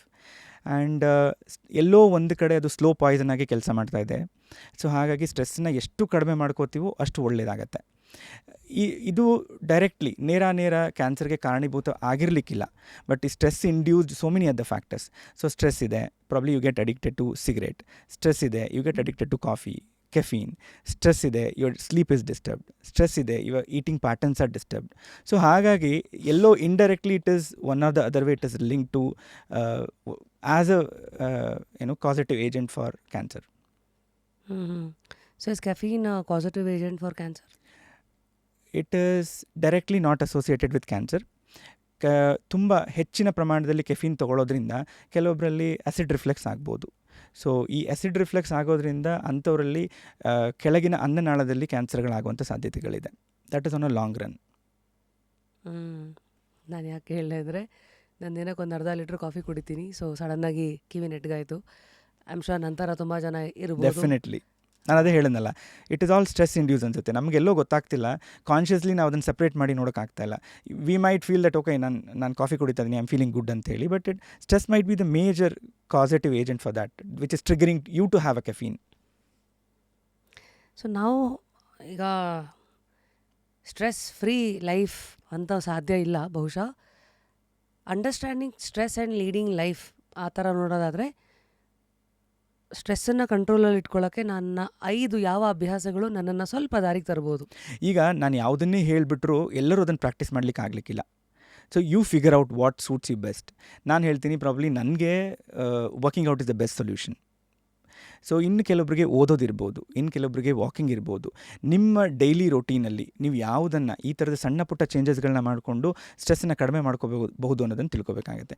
R meeting your old friends, probably that could be a big stress buster. ಅಥವಾ ಎಲ್ಲೋ ಒಂದು ಪುಸ್ತಕ 10 ಪೇಜ್ ಓದಿದ್ರೆ ನಿಮಗೆ ಸ್ಟ್ರೆಸ್ ಬಸ್ಟರ್ ಆಗ್ಬೋದು. Catching up a good sleep in the night. So ಹಾಗೆ ನಿಮ್ಮ ದೈನಂದಿನ ದಿನದಲ್ಲಿ ಈಗ ಎಲ್ಲರೂ ಒಂದೇ ಥರದಲ್ಲಿ ಕೆಲಸ ಮಾಡಲಿಕ್ಕೆ ಆಗಲಿಕ್ಕಿಲ್ಲ. ಸೊ ನಿಮ್ಮ ಡೈಲಿ ರೊಟೀನಲ್ಲಿ ಈ ಥರದ್ದು ಯಾವುದಾದ್ರೂ ಚೇಂಜಸ್, ಪಾಸಿಬಲಿ ವಾಕಿಂಗ್ ಆಗಿರ್ಬೋದು, ಯೋಗ ಆಗಿರ್ಬೋದು, ಮೆಡಿಟೇಷನ್ ಆಗಿರ್ಬೋದು, exercises, working out, running, anything which suits you, probably you should practise that ಅನ್ಸುತ್ತೆ. Wake up to fresh ideas. Repose. So ಇವತ್ತು ವಾಚಸ್ ಬಂದಿದೆ, ಊಪ್ ಅಂತೆ, ಆಲ್ ಆಫ್ ಇಟ್ ಸ್ಟ್ರೆಸ್ಸನ್ನು ಇಂಡಿಕೇಟ್ ಮಾಡ್ತಾ ಇದೆ. ಅದನ್ನು ನಾವೆಲ್ಲ ಟ್ರಸ್ಟ್ ಮಾಡಬೇಕಾ, ಅಥವಾ ಹೌ ಶುಡ್ ಐ ನೋ? ಇವಾಗ ತಲೆನೋವು ಬಂದರೆ ನಮಗೆ ಗೊತ್ತು, ಏನೋ ತಲೆ ಸಿಡಿತಾ ಇದೆ ಅಂತ. ಬಟ್ ಸ್ಟ್ರೆಸ್ ಇದೆಯಾ ಇಲ್ವಾ ದೇಹದಲ್ಲಿ, ಹೌ ಟು ಅದನ್ನು ಹೆಂಗೆ ಫೀಲ್ ಮಾಡೋದು? ಸೊ ಈಗ ಮನುಷ್ಯನ ಜೀವನ ಆರ್ಟಿಫಿಷಿಯಲ್ ಇಂಟೆಲಿಜೆನ್ಸ್ ಜೊತೆಗೆ ಎಷ್ಟು ಹೊಂದ್ಕೊಂಡ್ಬಿಟ್ಟಿದೆ ಅನ್ನೋದಕ್ಕೆ ದಿಸ್ ದ ಬಿಗ್ಗೆಸ್ಟ್ ಎಕ್ಸಾಂಪಲ್ ಅಂತ ಅನ್ಸುತ್ತೆ. There were certain smart watches which were predicting heart rate, if you could know that. So ಆವಾಗ ಏನಾಗ್ತಾ ಇತ್ತು, probably just because the heart rate is rising, people were like panicking. It was sending an alarm. So ಹಾಗಾಗಿ that is not the sole purpose of it. ನಾವು ಅದೊಂದನ್ನೇ ನಂಬ್ಕೊಂಡು stress ಇದೆ ಅಂತ ಹೇಳೋಕ್ಕಾಗೋದಿಲ್ಲ. What you should trust is your own body. It will definitely give you signals ಅಂತ ಅನ್ಸುತ್ತೆ. Someone who is active for 10 hours in a day, who cannot stay active for 10 hours is definitely stress induced. Someone who cannot fall asleep. Now, bed ಮೇಲೆ ಹೋಗಿ ಮಲ್ಕೊಂಡ್ಮೇಲೆ if you need lots of time to even fall asleep, I mean that is because of the stress. Dietary changes. If you have someone who is completely on junk food, craving for that, so that is again, it is completely a stress thing. And getting addicted to something just to deviate from this is a complete that is all the subtle indications that you are undergoing some stress ಅಂತ ಅನ್ಸುತ್ತೆ. And next ಬರೋದು is sleep ಅಲ್ವಾ? No sedentary cycle Sedentary. ಆಯಿತು, stress ಆಯಿತು, diet ಆಯಿತು, then sleep right. Sleep. So again cancer ಹೆಂಗಾಗುತ್ತೆ ಅಂದರೆ, ಮಾನವ ದೇಹದಲ್ಲಿ ಮಿಲಿಯನ್ ಗಂಟಲೆ ಜೀವಕೋಶಗಳಿದೆ. ಈ ಜೀವಕೋಶಗಳು ಕೆಲವು ಸಮೂಹಗಳಾಗಿ ಕೆಲಸ ಮಾಡುತ್ತೆ. ಆ ಸಮೂಹಗಳನ್ನ ನಾವು ಆರ್ಗನ್ ಸಿಸ್ಟಮ್ಸ್ ಅಂತ ಹೇಳಿ ಕರಿತೀವಿ. ಸೊ ಎಂಟೈರ್ ಸೆಟ್ ಆಫ್ ಈ ಏನು ಸೆಲ್ಸ್ ಇದೆ ಅಥವಾ ಜೀವಕೋಶಗಳಿದೆ, it goes through wear and tear. ಈಗ ಪ್ರತಿದಿನ ಇಟ್ ಇಸ್ ಲೈಕ್ ನಾನು ಪೂರ್ತಿ ದಿನ ಕೆಲಸ ಮಾಡಿದ್ದೀನಿ, ಸೊ ಐ ಶುಡ್ ಬಿ ರೀಪೇರ್ಡ್. ಆ ರೀಪೇರ್ ಆಗಿ ನೆಕ್ಸ್ಟ್ ಡೇಗೆ ಯು ಶುಡ್ ಕಮ್ ಬ್ಯಾಕ್ ರೆಜುವಿನೇಟೆಡ್. ಅದಕ್ಕೆ ಸ್ಲೀಪ್ ತುಂಬ ಹೆಲ್ಪ್ ಮಾಡುತ್ತೆ. So that is the phase where all your cells get rejuvenated. So if you're compromising on that, then probably that getting back to that life again, or that repairing cells is completely damaged or disturbed. So ಹಾಗಾಗಿ sleep is very very important. ಎಲ್ಲೋ ಒಂದು ಕಡೆ ಈ damaged ಸೆಲ್ಸ್ಗಳನ್ನು ನಾವು ದೇಹದಿಂದ ಎಷ್ಟು ಬೇಗ ಹೊರಗಡೆ ಹಾಕ್ತೀವೋ ಅಷ್ಟು ಬೇಗ ನಾವು ಕ್ಯಾನ್ಸರ್ನ ಕಡಿಮೆ, ಅಂದರೆ ಕ್ಯಾನ್ಸರ್ ಬರುವಂಥ ಸಾಧ್ಯತೆಗಳನ್ನು ಕಡಿಮೆ ಮಾಡ್ಕೋಬೋದು. ಸಪೋಸ್ ಈಗ ಇರೋ ಎಲ್ಲ ಕಾಸೇಟಿವ್ ಏಜೆಂಟ್ಸ್ಗಳ ಜೊತೆಗೆ your sleep is disturbed, probably that might acts a trigger factor where you are not able to give that life to your cells. So ಹಾಗಾಗಿ sleep is very important. And screen time again, the major factor for sleep is screen time. Someone who is just scrolling, doom scrolling, or being on Netflix for continuously overnight. So ಇದೆಲ್ಲವೂ ಕೂಡ blue light ಏನು ಮಾಡುತ್ತೆ, it sends a signal to your brain and it stops secreting melatonin. So melatonin is a very important hormone for your sleep and for your cell repair. So ಹಾಗಾಗಿ all these are again interlinked one another, might act in a very subtle way to trigger cancer. ಡಾಕ್ಟ್ರೆ, ಹಾರ್ಮೋನ್ಸ್ಗೂ ಕ್ಯಾನ್ಸರ್ಗೂ connection ಏನಾರು ಇದೆಯಾ? Definitely. ಇತ್ತೀಚಿನ ದಿನಗಳಲ್ಲಿ ಹೆಚ್ಚು ನೋಡ್ತಾ ಇರುವಂಥ breast cancer is one of the hormone dependent cancer. ಮಹಿಳೆಯರಲ್ಲಿರುವ ಈಸ್ಟ್ರೋಜನ್ನಿಂದಾಗಿ ಈ ಕ್ಯಾನ್ಸರ್ಗಳು ಕಾಣಿಸ್ಕೊಳ್ಳುತ್ತೆ. ಆ ಬ್ಯಾಲೆನ್ಸ್ಡ್ ಹಾರ್ಮೋನ್ ಇದ್ದರೆ ಕ್ಯಾನ್ಸರ್ಗಳಾಗುವಂಥ ಸಾಧ್ಯತೆ ಕಡಿಮೆ ಇರುತ್ತೆ. ಸೊ ಈ hormonal imbalance can cause cancer. So imbalance ಯಾಕಾಗತ್ತೆ? ಇಂಬ್ಯಾಲೆನ್ಸ್ಗೆ ಹಲವು ಕಾರಣಗಳಿದೆ. ಒಂದು ಅರ್ಲಿ ಮೆನಾರ್ಕ್ ಆಗಿರ್ಬೋದು, ಅಥವಾ ಲೇಟ್ ಮೆನಾರ್ಕ್ ಅಂದರೆ ಹದಿಹರೆಯಕ್ಕೆ ಬರುವಂಥದ್ದು. ಹೆಣ್ಣು ಮಕ್ಕಳು ಹದಿಹರೆಯಕ್ಕೆ ಬರುವಂಥದ್ದು ಯೂಶ್ವಲ್ ಮೊದಲೆಲ್ಲ ನೋಡ್ತಾ ಇದ್ದಿದ್ದು it use to be somewhere between 16 to 18 years. ನಾವು you can see somewhere between 10 to 12 years. So 10 to 12 yearsಗೆ ಅಂದರೆ ಆ ಮೆನಾರ್ಕ್ ಅಂತಂದರೆ ಹಾರ್ಮೋನ್ಗಳು ಆ್ಯಕ್ಟಿವೇಟ್ ಆಗಿದೆ ಅಂತ. ಸೊ 10 to 12 yearsಲ್ಲಿ ಹಾರ್ಮೋನ್ ಸೆಕ್ರೇಷನ್ ಶುರುವಾದರೆ, if along with that, if there is a delayed menopause, usual menopause is somewhere between 49 to 52 years on an Indian women. So adu ello delay adre, the amount that somebody get exposed to estrogen is more. So antavaralli ಕಾಯಿಲೆಗಳು ಕಾಣಿಸ್ಕೊಳ್ಬೋದು. At the same time, age of first child birth ಅಥವಾ delayed birth ಅಥವಾ in between pregnancies ಅಥವಾ ಒಂದು ಪ್ರೆಗ್ನೆನ್ಸಿಯಿಂದ ಇನ್ನೊಂದು ಪ್ರೆಗ್ನೆನ್ಸಿಗೆ ಇರುವಂತಹ time gap ಆಗಿರ್ಬೋದು, ಇದೆಲ್ಲವೂ ಕೂಡ ಹಾರ್ಮೋನ್ನ ಎಕ್ಸ್ಪೋಜರ್ನ ನಿರ್ಧಾರ ಮಾಡುತ್ತೆ. ಸೊ ಹಾಗಾಗಿ ಅಂಥವರಲ್ಲಿ ಬ್ರೆಸ್ಟ್ ಕ್ಯಾನ್ಸರ್ಗಳು ಹೆಚ್ಚು ಕಾಣಿಸ್ಕೊಳ್ಬೋದು. ಸಮನ್ ಹೂ ಇಸ್ ಅ ನಲ್ಲಿ ಪ್ಯಾರಸ್, ಮಕ್ಕಳಾಗದೇ ಇರುವಂಥವ್ರು, ಸೊ ಅಂಥವರಲ್ಲಿ ಈ ರಿಸ್ಕ್ನ ಪ್ರಮಾಣ ಜಾಸ್ತಿ ಇರುತ್ತೆ. Because they are continuously expose to oestrogen. Pregnancy is a state where oestrogen levels are very low. So ಹಾಗಾಗಿ ಪ್ರೆಗ್ನೆಂಟ್ ವುಮೆನ್ಸ್ ಆ ಚಾನ್ಸಸ್ ಕಡಿಮೆ ಇರುತ್ತೆ. ಸೊ ಇವಾಗ ತಾಯ್ತನ ಬೇಡ ಅಂತ ಕಾನ್ಷಿಯಸ್ ಆಗಿ ಡಿಸೈಡ್ ಮಾಡಿರೋರಲ್ಲೂ ಹಂಗಿದ್ರೆ there is one risk factor because of developing exposure breast cancer. to Estrogen, continuous estrogen, and because of that chances of developing breast so cancer. Imbalance ಎಲ್ಲ ಇದು ಕ್ರಿಯೇಟ್ ಮಾಡುತ್ತೆ. ಸೊ ಇದನ್ನು ಬ್ಯಾಲೆನ್ಸ್ ಹೆಂಗೆ ಮಾಡೋದು ಡಾಕ್ಟ್ರೆ? Balancing is again, if you ask me, ಒಂದು rectifiable ಅಂದರೆ ಮಾಡುವಂಥದ್ದು. ಇನ್ ಕೇಸ್ ಯಾರಿಗಾದ್ರೂ ಹಾರ್ಮೋನಲ್ ಇಂಬ್ಯಾಲೆನ್ಸ್ ಇದ್ದರೆ, most of the times PCOS ಅಂತ ಹೇಳಿ ಕರಿತೀವಿ, ಈ ಥರದ್ದು ಏನಾದರೂ ಇದ್ದರೆ ಪ್ರಾಬ್ಲಿ ಅದಕ್ಕೆ ಟ್ರೀಟ್ಮೆಂಟ್ ತೊಗೊಳ್ಳುವಂಥದ್ದು. And other one is as you said, ನನಗೆ ಮಕ್ಕಳು ಬೇಡ ಅಂತಕ್ಕಂಥದ್ದು ಅಥವಾ ಮದುವೆ ಬೇಡ ಅಂತಕ್ಕಂಥದ್ದು. ಇದಕ್ಕೆ ಸೊಲ್ಯೂಷನ್ ಇಲ್ಲ. Probably they have to be on a conscious understanding that there are chances of developing cancer.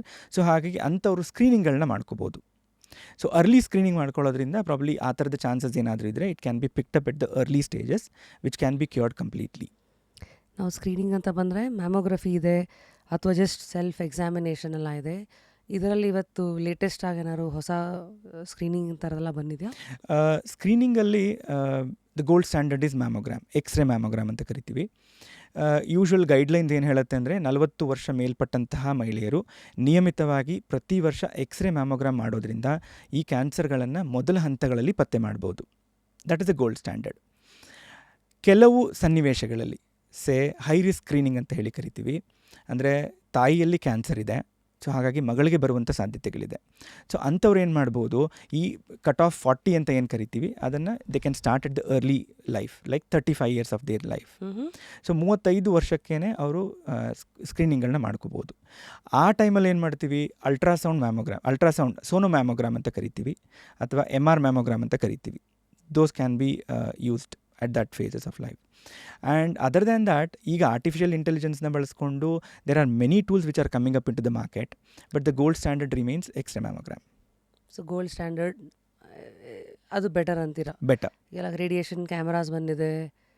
There are lots of infrared ರೇಸ್ಗಳನ್ನು ಯೂಸ್ ಮಾಡಿಬಿಟ್ಟು, ಜಸ್ಟ್ ಲೈಕ್ ನಾವು ಕೋವಿಡ್ ಟೈಮಲ್ಲಿ ನೀವು ನೋಡಿರ್ತೀರಿ that gun which use to detect temperature, ಆ ಥರದ್ದು ಎಷ್ಟೊಂದು AI tools ಇವಾಗ ಮಾರ್ಕೆಟಲ್ಲಿ ಅವೈಲೇಬಲ್ ಇದೆ, but they are not completely FDA approved as of now today.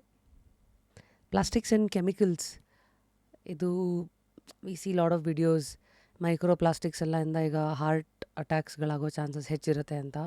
ಅದೇ ಥರ ಕ್ಯಾನ್ಸರ್ಗೂ ಇಸ್ ಎನಿ ಕೆಮಿಕಲ್ ಅಥವಾ ನಾವು ದಿನನಿತ್ಯ ಅಂತ ನಾರ್ಮಲಾಗಿ ಯೂಸ್ ಮಾಡ್ತಾ ಇರೋದೇ ನಮಗೆ ಗೊತ್ತಿಲ್ಲದಿರೋಂಗೆ ಸೈಲೆಂಟಾಗಿ ನಮ್ಮನ್ನೇ ತಿಂತಾ ಇದೆಯಾ?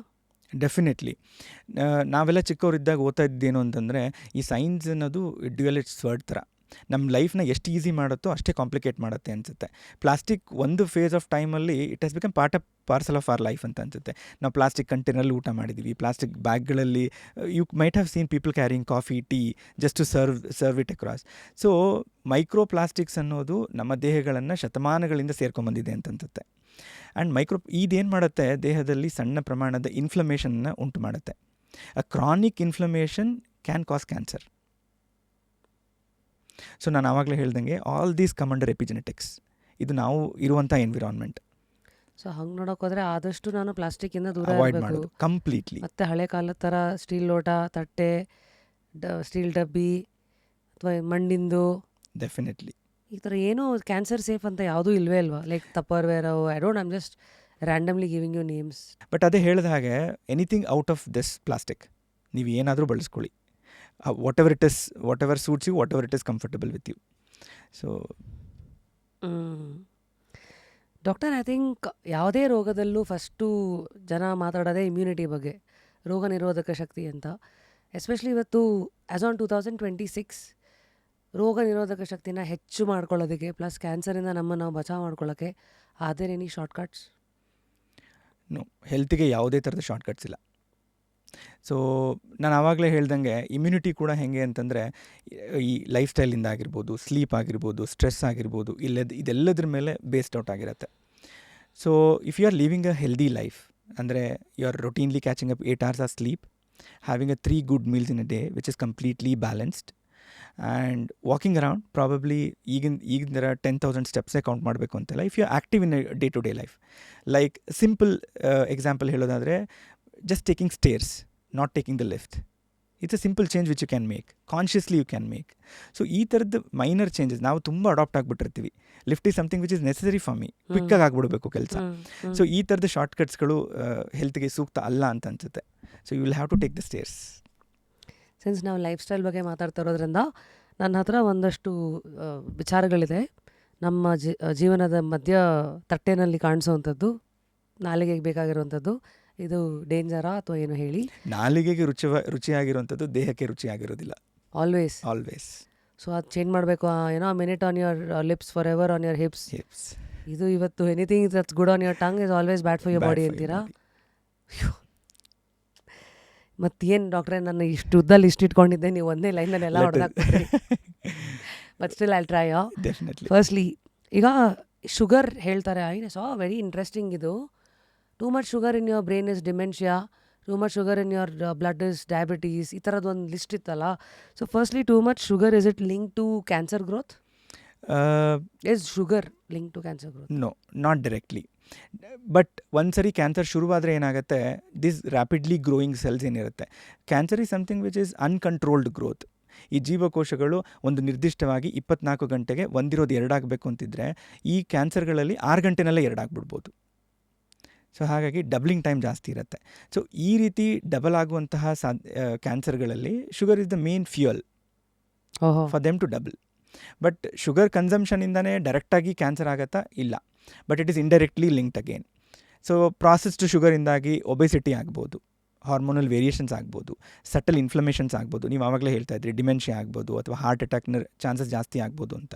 ಸೊ ಅದೆಲ್ಲದರ ಜೊತೆಗೆ ಈ ಕ್ರಾನಿಕ್ ಇನ್ಫ್ಲಮೇಷನಿಂದಾಗಿ ಕ್ಯಾನ್ಸರ್ ಆಗುವಂಥ ಸಾಧ್ಯತೆ ಇದೆ. ಸೊ ನೆಕ್ಸ್ಟ್ ಬರೋದು processed food.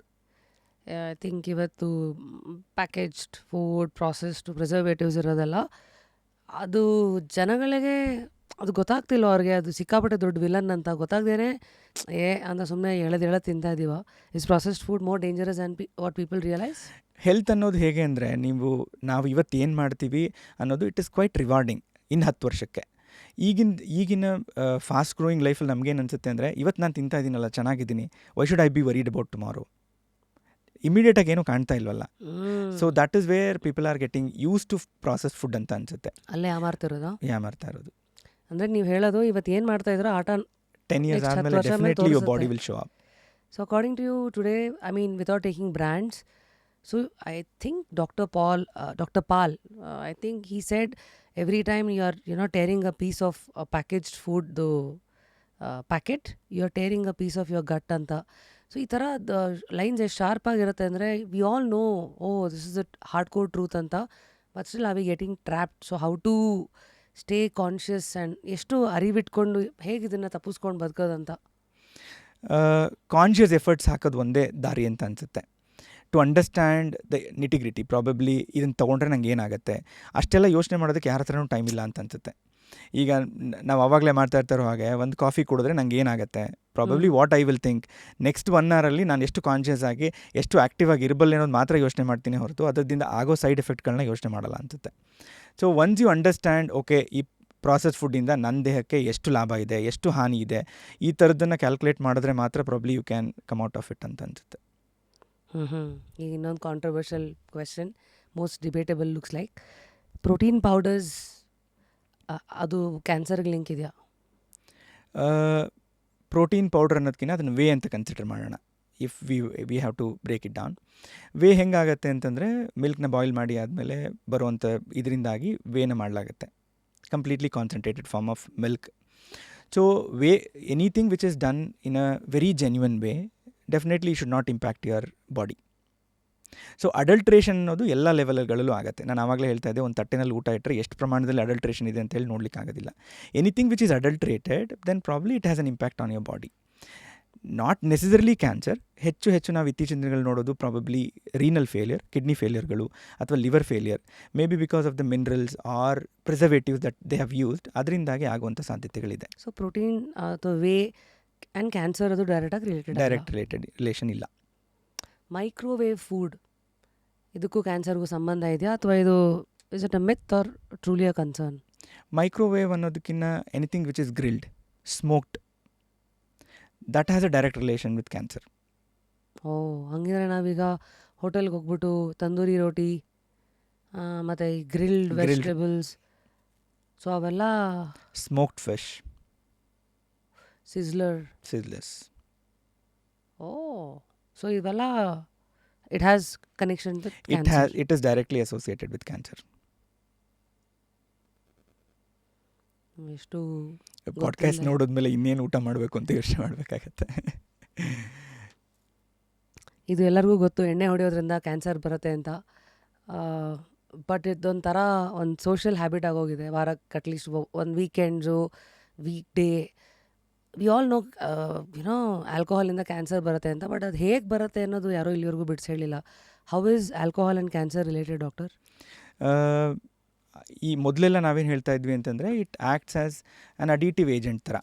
Most of the times ನಾವೇನು ನೋಡ್ತಾ ಇದ್ವಿ, ಯಾರಿಗೆ ಸ್ಮೋಕಿಂಗ್ ಹಿಸ್ಟ್ರಿ ಇರ್ತಾ ಇತ್ತೋ ಅಂಥವರಲ್ಲಿ ಆಲ್ಕೋಹಾಲ್ ಕನ್ಸಂಪ್ಷನ್ ಇರ್ತಾ ಇತ್ತು. That was complete to begin with. ಇತ್ತೀಚಿನ ದಿನಗಳಲ್ಲಿ it is become quite a lifestyle. It is quite a lifestyle ನಾವು. ಈಗ ಮೊದಲೆಲ್ಲ ನಾವು ಆಲ್ಕೋಹಾಲನ್ನು ಒಂದು ಅಡಿಟಿವ್ ಏಜೆಂಟ್ ಥರ ನೋಡ್ತಾ ಇದ್ವಿ. The recent studies have clearly shown that it is directly associated with gastric cancer. ಅನ್ನನಾಳ ಮತ್ತು ಜಠರದ ಕ್ಯಾನ್ಸರ್ಗೆ ಡೈರೆಕ್ಟ್ ಅಸೋಸಿಯೇಷನ್ ಇದೆ ಅಂತ. ಯಾವ ಥರ ಆಗುತ್ತೆ? ಆಲ್ಕೋಹಾಲ್ ಏನು ಮಾಡುತ್ತೆ, ಇನ್ನರ್ ಲೈನಿಂಗನ್ನು ಇರಿಟೇಟ್ ಮಾಡುತ್ತೆ.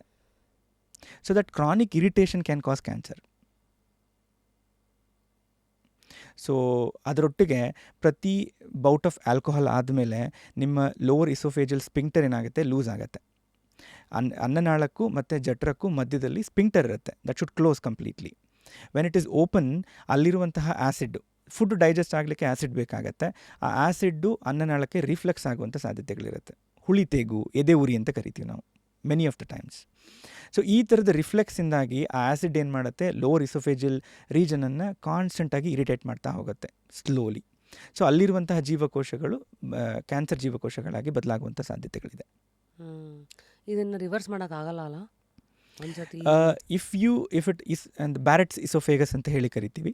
If it is picked up early, if you make lifestyle changes, if you reduce the acid reflex, then definitely it can be rectified. Lifestyle changes ಅಂದರೆ Again, you should quit smoking, you should quit alcohol, make sure that you have less reflex. ಪ್ರತಿ ಸರ್ತಿ ಊಟ ಮಾಡಿದ ತಕ್ಷಣ usual ಆಗಿ ನಾವು ನೋಡೋ ಹಾಗೆ ರಾತ್ರಿ ಊಟ ಮಾಡಿ ಹೋಗಿ ಮಲ್ಕೊಂಡ್ಬಿಡ್ತೀವಿ. ಸೊ ಆ ಥರದ ಸನ್ನಿವೇಶಗಳಲ್ಲಿ ಆ್ಯಸಿಡ್ ರಿಫ್ಲೆಕ್ಸ್ ಜಾಸ್ತಿ ಆಗೋ ಸಾಧ್ಯತೆಗಳಿರುತ್ತೆ. So you should have some time gap of at least 2 hours before your last meal and bed time. And the same time small frequent meals, ಇದರಿಂದಾಗಿ ರಿಫ್ಲೆಕ್ಸ್ ಆಗುವಂಥ ಚಾನ್ಸಸ್ ಕಡಿಮೆ ಆಗುತ್ತೆ. ಈಗ ರೆಡ್ ಮೀಟ್, ಮಟನ್, ಬೀಫ್ ಇವೆಲ್ಲ ಕ್ಯಾನ್ಸರ್ಗೂ ಕನೆಕ್ಟೆಡ್ ಇದೆಯಾ? Definitely. Red meat is directly associated with colon cancer. ದೊಡ್ಡ ಕರುಳಿನ ಕ್ಯಾನ್ಸರ್ಗಳಲ್ಲಿ red meat consumption is also one of the risk factor. So ಈಗ ಗೊತ್ತಿದ್ದು ತಿಂತಾರೋರು ಅವ್ರನ್ನ ಅವರು ಹೇಗೆ ಹೆಜ್ಜೆಗಳನ್ನು ಹಿಂದಕ್ಕೆ ತಗೋಬೇಕು, ಏನು ಮಾಡಬೇಕು? ಏನಿಲ್ಲ, you just stop eating red meat once for all. Zero. There is no ಕಮ್ಮಿ ಪಾಪ ಮಾಡಲ್ಲ, ಇಲ್ಲ ತಿನ್ನಬೇಕು ಇಲ್ಲ ಆ್ಯಂಡ್ ತಿನ್ನಬಾರ್ದು. ದ ಅದರ್ ಥಿಂಗ್, ನಾನು ಆವಾಗಲೇ ಹೇಳ್ದಂಗೆ ಈ ಎಲ್ಲ ಬದಲಾವಣೆಗಳಿಂದಾಗಿ ನಿಮಗೆ ನಾಳೆನೇ ರಿಸಲ್ಟ್ಸ್ಗಳು ಕಾಣಿಸ್ಕೊಳ್ಳೋದಿಲ್ಲ. So that is a major drawback. And ಇದನ್ನೆಲ್ಲ ನಾವು ಹೇಳಿದಾಗ ಏನು ಹೇಳ್ತಾರೆ, ನಾನು 10 ವರ್ಷದಿಂದ ತಿಂತಾ ಇದ್ದೀನಿ, ನನಗೇನು ಆಗೇ ಇಲ್ಲ ಅಂಥೇಳಿ ಅಂತ. ಅಗೇನ್ ಇಂಡಿವಿಜುವಲ್ ಇದು. ನಿಮ್ಮ ದೇಹ ಯಾವ ಪ್ರಮಾಣದಲ್ಲಿ ಅದನ್ನು ಹ್ಯಾಂಡಲ್ ಮಾಡಬಲ್ಲದು ಅನ್ನೋದ್ರ ಮೇಲೆ ಈ ಕ್ಯಾನ್ಸರ್ನ ಸಾಧ್ಯತೆಗಳು ನಿರ್ಧಾರ ಆಗುತ್ತೆ. ಎಷ್ಟೊಂದು ಜನ ಹೇಳ್ತಾರೆ, ನಾನು 30 ವರ್ಷ ಸ್ಮೋಕ್ ಮಾಡಿದ್ದೀನಿ, ನನಗೇನು ಆಗೇ ಇಲ್ಲ ಅಂಥೇಳಿ ಅಂತ. ಸಂಬಡಿ ಸೇಸ್ ದಟ್ ಇಲ್ಲ, ನಾನು 1 ವರ್ಷದಿಂದ ಸ್ಮೋಕ್ ಮಾಡ್ತಾ ಇದ್ದೆ, ಐ ಬೀನ್ ಹ್ಯಾವಿಂಗ್ ಕ್ಯಾನ್ಸರ್ ಅಂತ. So again the way it can handle the toxins, ನಿಮ್ಮ ದೇಹ ಒಳಗೆ ಬರುವಂಥ ಟಾಕ್ಸಿನ್ಗಳನ್ನು ಯಾವ ಪ್ರಮಾಣದಲ್ಲಿ ಹ್ಯಾಂಡಲ್ ಮಾಡಬಲ್ಲದು ಅನ್ನೋದು ಇಟ್ಸ್ ಇಂಡಿವಿಜುವಲೈಸ್ಡ್. ಅದನ್ನೇ ಯಾವುದು decide there is nothing that can be decided. Genetics, no, ವಾತಾವರಣದ ಇದು ಎಪಿಜೆನೆಟಿಕ್ಸು, ಆ ಥರದ್ದು ಇನ್ಯಾವುದೂ ಇಲ್ಲ. ಪ್ರಾಬಬ್ಲಿ ಇಲ್ಲ, ನೀನು ತುಂಬ ಚೆನ್ನಾಗಿ ಹ್ಯಾಂಡಲ್ ಮಾಡಬಲ್ಲೆ, ಜೀವನ ಪೂರ್ತಿ ಸಿಗರೇಟ್ ಸೇದು ಅಂತ ಹೇಳೋವಂಥದ್ದು ಯಾವುದೂ ಇಲ್ಲ ಅಂತ ಅನ್ಸುತ್ತೆ. ಡಾಕ್ಟ್ರೆ, ಈ ಇನ್ಫ್ಲಮೇಷನನ್ನು ರೆಡ್ಯೂಸ್ ಮಾಡೋ ಫುಡ್ ಆಹಾರಗಳಂತ ಜೆನ್ಯೂನಾಗಿ ಏನಾದ್ರು ಇದೆಯಾ? ಲೈಕ್ ಒಂದೊಂದು ಕಡೆ ಶುಂಠಿ, ಬೆಳ್ಳುಳ್ಳಿ, turmeric, pepper, all that has been mentioned, ಮೊದಲಿಂದಾನೂ ಇದೆ. ಇತ್ತೀಚಿನ ದಿನಗಳಲ್ಲಿ ನೀವು ಕೇಳ್ತಾ ಇರ್ಬೋದು, all this becomes an anti inflammatory shots ಥರ, ಡಯಟ್ ಥರ. So definitely they have some amount of anti inflammatory properties, but that will not be the sole thing. ಇಲ್ಲ, ನಾನು ಇವಾಗ ಪ್ರತಿದಿನ ಜಿಂಜರ್ ತಿಂತೀನಿ, ಶುಂಠಿ ತಿಂತೀನಿ, ಕ್ಯಾನ್ಸರ್ ಬರಲ್ಲ. No, that is one small change that which you can make towards that cancer free journey. Definitely they have anti inflammatory properties. So ದಿನಕ್ಕೇನಾದ್ರು ಈಗ like how we all take multivitamins ಆ ಥರ ಇರಲೇಬೇಕು? ಇಲ್ಲ, definitely there is no recommendation ನೀನು ದಿನ ಇಷ್ಟೇ consume ಮಾಡಬೇಕು ಅಂತ ಹೇಳಿ ಅಂತ. ನಾನು ಅದೇ ಹೇಳಿದ್ನಲ್ಲ, going back to the root again. ನಾವು ಮೊದಲೆಲ್ಲ ಏನು ಮಾಡ್ತಿದ್ವಿ, ಅಡುಗೆನಲ್ಲಿ ಇದನ್ನೆಲ್ಲದನ್ನು ಬಳಸ್ತಾ ಇದ್ವಿ. There was not necessary that pick ಮಾಡಿ, ಓಕೆ ನಂಗೆ ಪೆಪ್ಪರ್ ಬೇಕು, ನನಗೆ ಜಿಂಜರ್ ಬೇಕು ಅಥವಾ ಅರಿಶಿನ ಬೇಕು ಅಂತ ತಿನ್ನೋ ಅವಶ್ಯಕತೆ ಇರ್ತಿರಲಿಲ್ಲ. Just use it in your routine diet ಅಂತ ಅನ್ಸುತ್ತೆ. Any dish which is like ಇದು ಕ್ಯಾನ್ಸರ್ಗಂತಾನೆ ಬರದೇ ಇರಬಾರ್ದು ಅಂತಾನೆ ಮಾಡ್ಸಿರೋವಂಥ ಒಂದು complete there is no Vision. Super diet, ಆ ಥರ ಏನಿಲ್ಲ. ಏನೂ ಇಲ್ಲ. ಇವತ್ತು ಗಟ್ ಹೆಲ್ತ್ ತುಂಬ ದೊಡ್ಡ topic. They say that's your second second brain. Brain. So ಇವತ್ತು ನೆಟ್ಫ್ಲಿಕ್ಸಲ್ಲಿ I think is a famous documentary hack your health. Hack your health. ನೀವು ಹೇಳ್ತಾ ಇರೋದು book there is a book, mitochondria. Mitochondriac manifesto. Yes, I think Randy the mild. He has a book on gut health also. I mean, like these two books, I mean, I have not read the other book. I mean, I've been reading this Mitochondriac Manifesto, ಚೆನ್ನಾಗಿದೆಯಾ? which is quite good, an eye opener. ಯಾವ್ಯಾವ್ದ್ರ ಬಗ್ಗೆ ಡಾಕ್ಟ್ರಾಗೆ ನಿಮಗೆ ಕಣ್ತೆರಿಸ್ತು ಈ ಪುಸ್ತಕ? ಅಂದರೆ ನಮ್ಮ mitochondria is a power house. So ಅದು ಎಷ್ಟು healthy ಆಗಿರುತ್ತೋ ನಾವು ಅಷ್ಟೇ ಹೆಲ್ದಿ ಆಗಿರೋದಕ್ಕೆ ಸಾಧ್ಯ ಅಂತ. So I am just half way through it. Probably if I read it completely then I will be able to tell you more.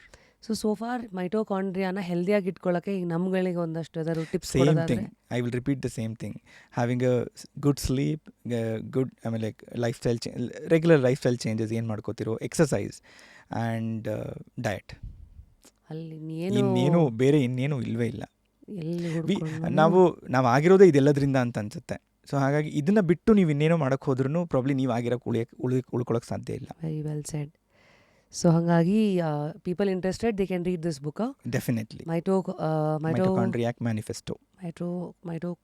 ಮೈಟೋಕಾಂಡ್ರಿಯಾಕ್ manifesto by R D. Lee. Amazing. So ಈ gut ಹೆಲ್ತ್ಗೆ genuinely, I mean gut health and cancer, is it connected? Not directly related. Again it has an indirect association. So ನೀವು ಆವಾಗಲೇ ಹೇಳ್ದಂಗೆ that is a second brain and majority of the neuro transmitters ಆಗಿರ್ಬೋದು, hormones ಆಗಿರ್ಬೋದು, ಇದೆಲ್ಲದಕ್ಕೂ ನಿಮ್ಮ gut health ಚೆನ್ನಾಗಿದ್ರೆ the ಹೈಪೋಥಾಲಮೋ pituitary Axis ಅಂತ ಏನು ಕರಿತೀವಿ, ದಟ್ ರಿಮೇನ್ಸ್ ಇಂಟ್ಯಾಕ್ಟ್. ಹಂಗಂದ್ರೆ ಅಂದರೆ ಎಲ್ಲ ಈ ಹಾರ್ಮೋನ್ಗಳು ಸೆಕ್ರೀಟ್ ಆಗೋದಕ್ಕೆ ಒಂದು ಆಕ್ಸಿಸ್ ಇರುತ್ತೆ ಆ್ಯಂಡ್ ಸಿಗ್ನಲ್ಗಳು ಬರುವಂಥ ಜಾಗ. ಮೊದಲು ಬ್ರೈನಿಂದ ಪಿಟ್ಯುಟರಿಗೆ ಬರುತ್ತೆ, ಪಿಟ್ಯುಟರಿಂದ ದೇಹದಲ್ಲಿರೋ ಬೇರೆ ಆರ್ಗನ್ ಸಿಸ್ಟಮ್ಸ್ಗೆ ಹೋಗುತ್ತೆ, ಅಲ್ಲಿಂದ ಹಾರ್ಮೋನ್ಗಳು ಉತ್ಪತ್ತಿ ಆಗೋಕ್ಕೆ ಶುರುವಾಗುತ್ತೆ. And if you look into the spiritual side of it, then probably awakening of Kundalini. pineal gland. So in that way, I mean, that axis ಅನ್ನು ಇಂಟ್ಯಾಕ್ಟ್ ಆಗಿ ಉಳಿಸ್ಕೊಳ್ಳೋದಕ್ಕೆ probably gut health is very important. And ಈಗ ನೀವು ಇತ್ತೀಚಿನ ದಿನಗಳಲ್ಲಿ ತುಂಬ ಕೇಳ್ತಾ ಇದ್ದೀರಿ ದಟ್ ಕಾರ್ಟಿಸಾಲ್ ಅಂತ ಹೇಳಿ. So again cortisol is a inflammatory hormone. Stress ಜಾಸ್ತಿ ಆದಷ್ಟು ಅದು ಜಾಸ್ತಿ ಆಗುತ್ತೆ. And again it will directly related to inflammation and any chronic inflammation can ultimately end in cancer. So 5 ways to keep inflammation at bay. Will go back to the same thing again. ಬೇರೆ ಇನ್ನೇನು ಇಲ್ವೇ ಇಲ್ಲ. ಹಿಂಗೆ ಬರಬೇಕು ಹಂಗೆ ಬರಬೇಕು, same ಹಳೆ ಅಲ್ಲ ಮಗಳ ಗಂಡನೇ. ಓಕೆ ಡಾಕ್ಟ್ರ್, ಈಗ ಎಲ್ಲರೂ ಫಾಸ್ಟಿಂಗ್ ಬಗ್ಗೆ ಮಾತಾಡ್ತಾರಲ್ಲ, ದೇವ್ರ ಹೆಸರಲ್ಲಿ ಆಗಿದೆ, ವೆಯ್ಟ್ ಲಾಸ್ ಹೆಸರಲ್ಲಿ ಆಗಿದೆ. ಕ್ಯಾನ್ಸರ್ಗೂ ಫಾಸ್ಟಿಂಗಿಗೂ ಬೆನಿಫಿಟ್ಸ್ ಇದೆ ಅಂತ ಪ್ರೂವ್ ಆಗಿದೆಯಾ?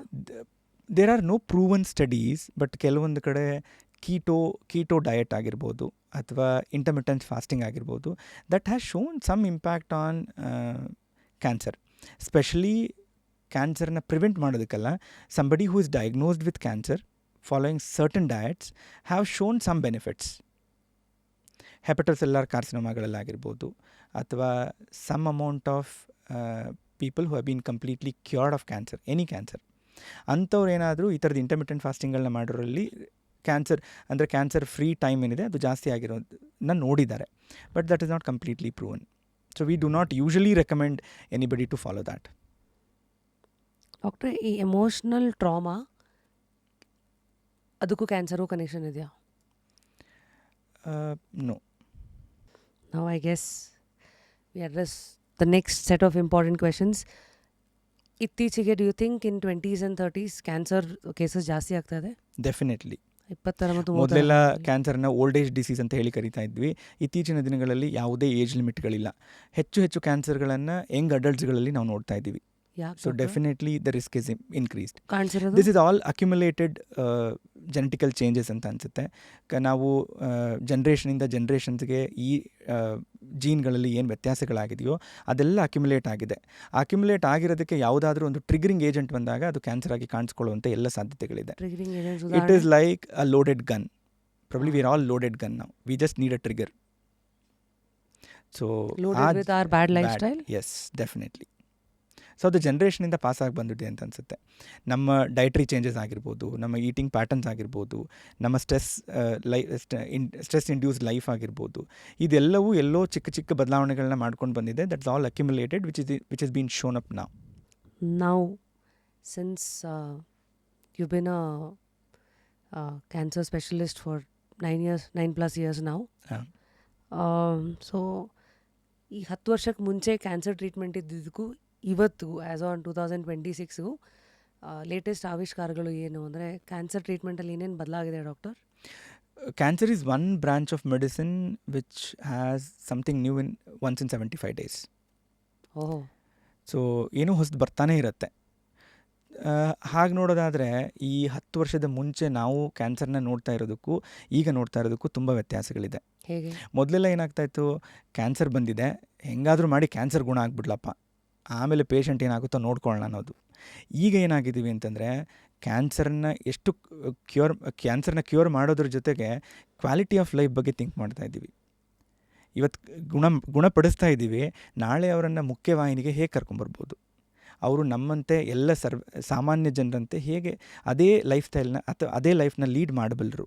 So the outlook of cancer is completely changed. So ಹಾಗಾಗಿ ಈ ವಿಜ್ಞಾನ ಮತ್ತು ತಂತ್ರಜ್ಞಾನ ಅನ್ನೋದು ಕ್ಯಾನ್ಸರನ್ನು ನೋಡುವ ದೃಷ್ಟಿಯನ್ನು ಕಂಪ್ಲೀಟ್ಲಿ ಚೇಂಜ್ ಮಾಡಿದೆ. ಆ್ಯಂಡ್ ಮೊದಲೆಲ್ಲ ಇಟ್ಸ್ ಅ ಬ್ಲ್ಯಾಂಕೆಟ್ ಟ್ರೀಟ್ಮೆಂಟ್ ಅಂತ ಕರಿಬೋದು. ನಾವು ಇಟ್ ಇಸ್ ಕಂಪ್ಲೀಟ್ಲಿ ಪರ್ಸ್ನಲೈಸ್ಡ್. ಉದಾಹರಣೆಗೆ ಎಲ್ಲ ಬ್ರೆಸ್ಟ್ ಕ್ಯಾನ್ಸರ್ಗಳಿಗೂ ಒಂದೇ ಟ್ರೀಟ್ಮೆಂಟ್ ಇಲ್ಲ.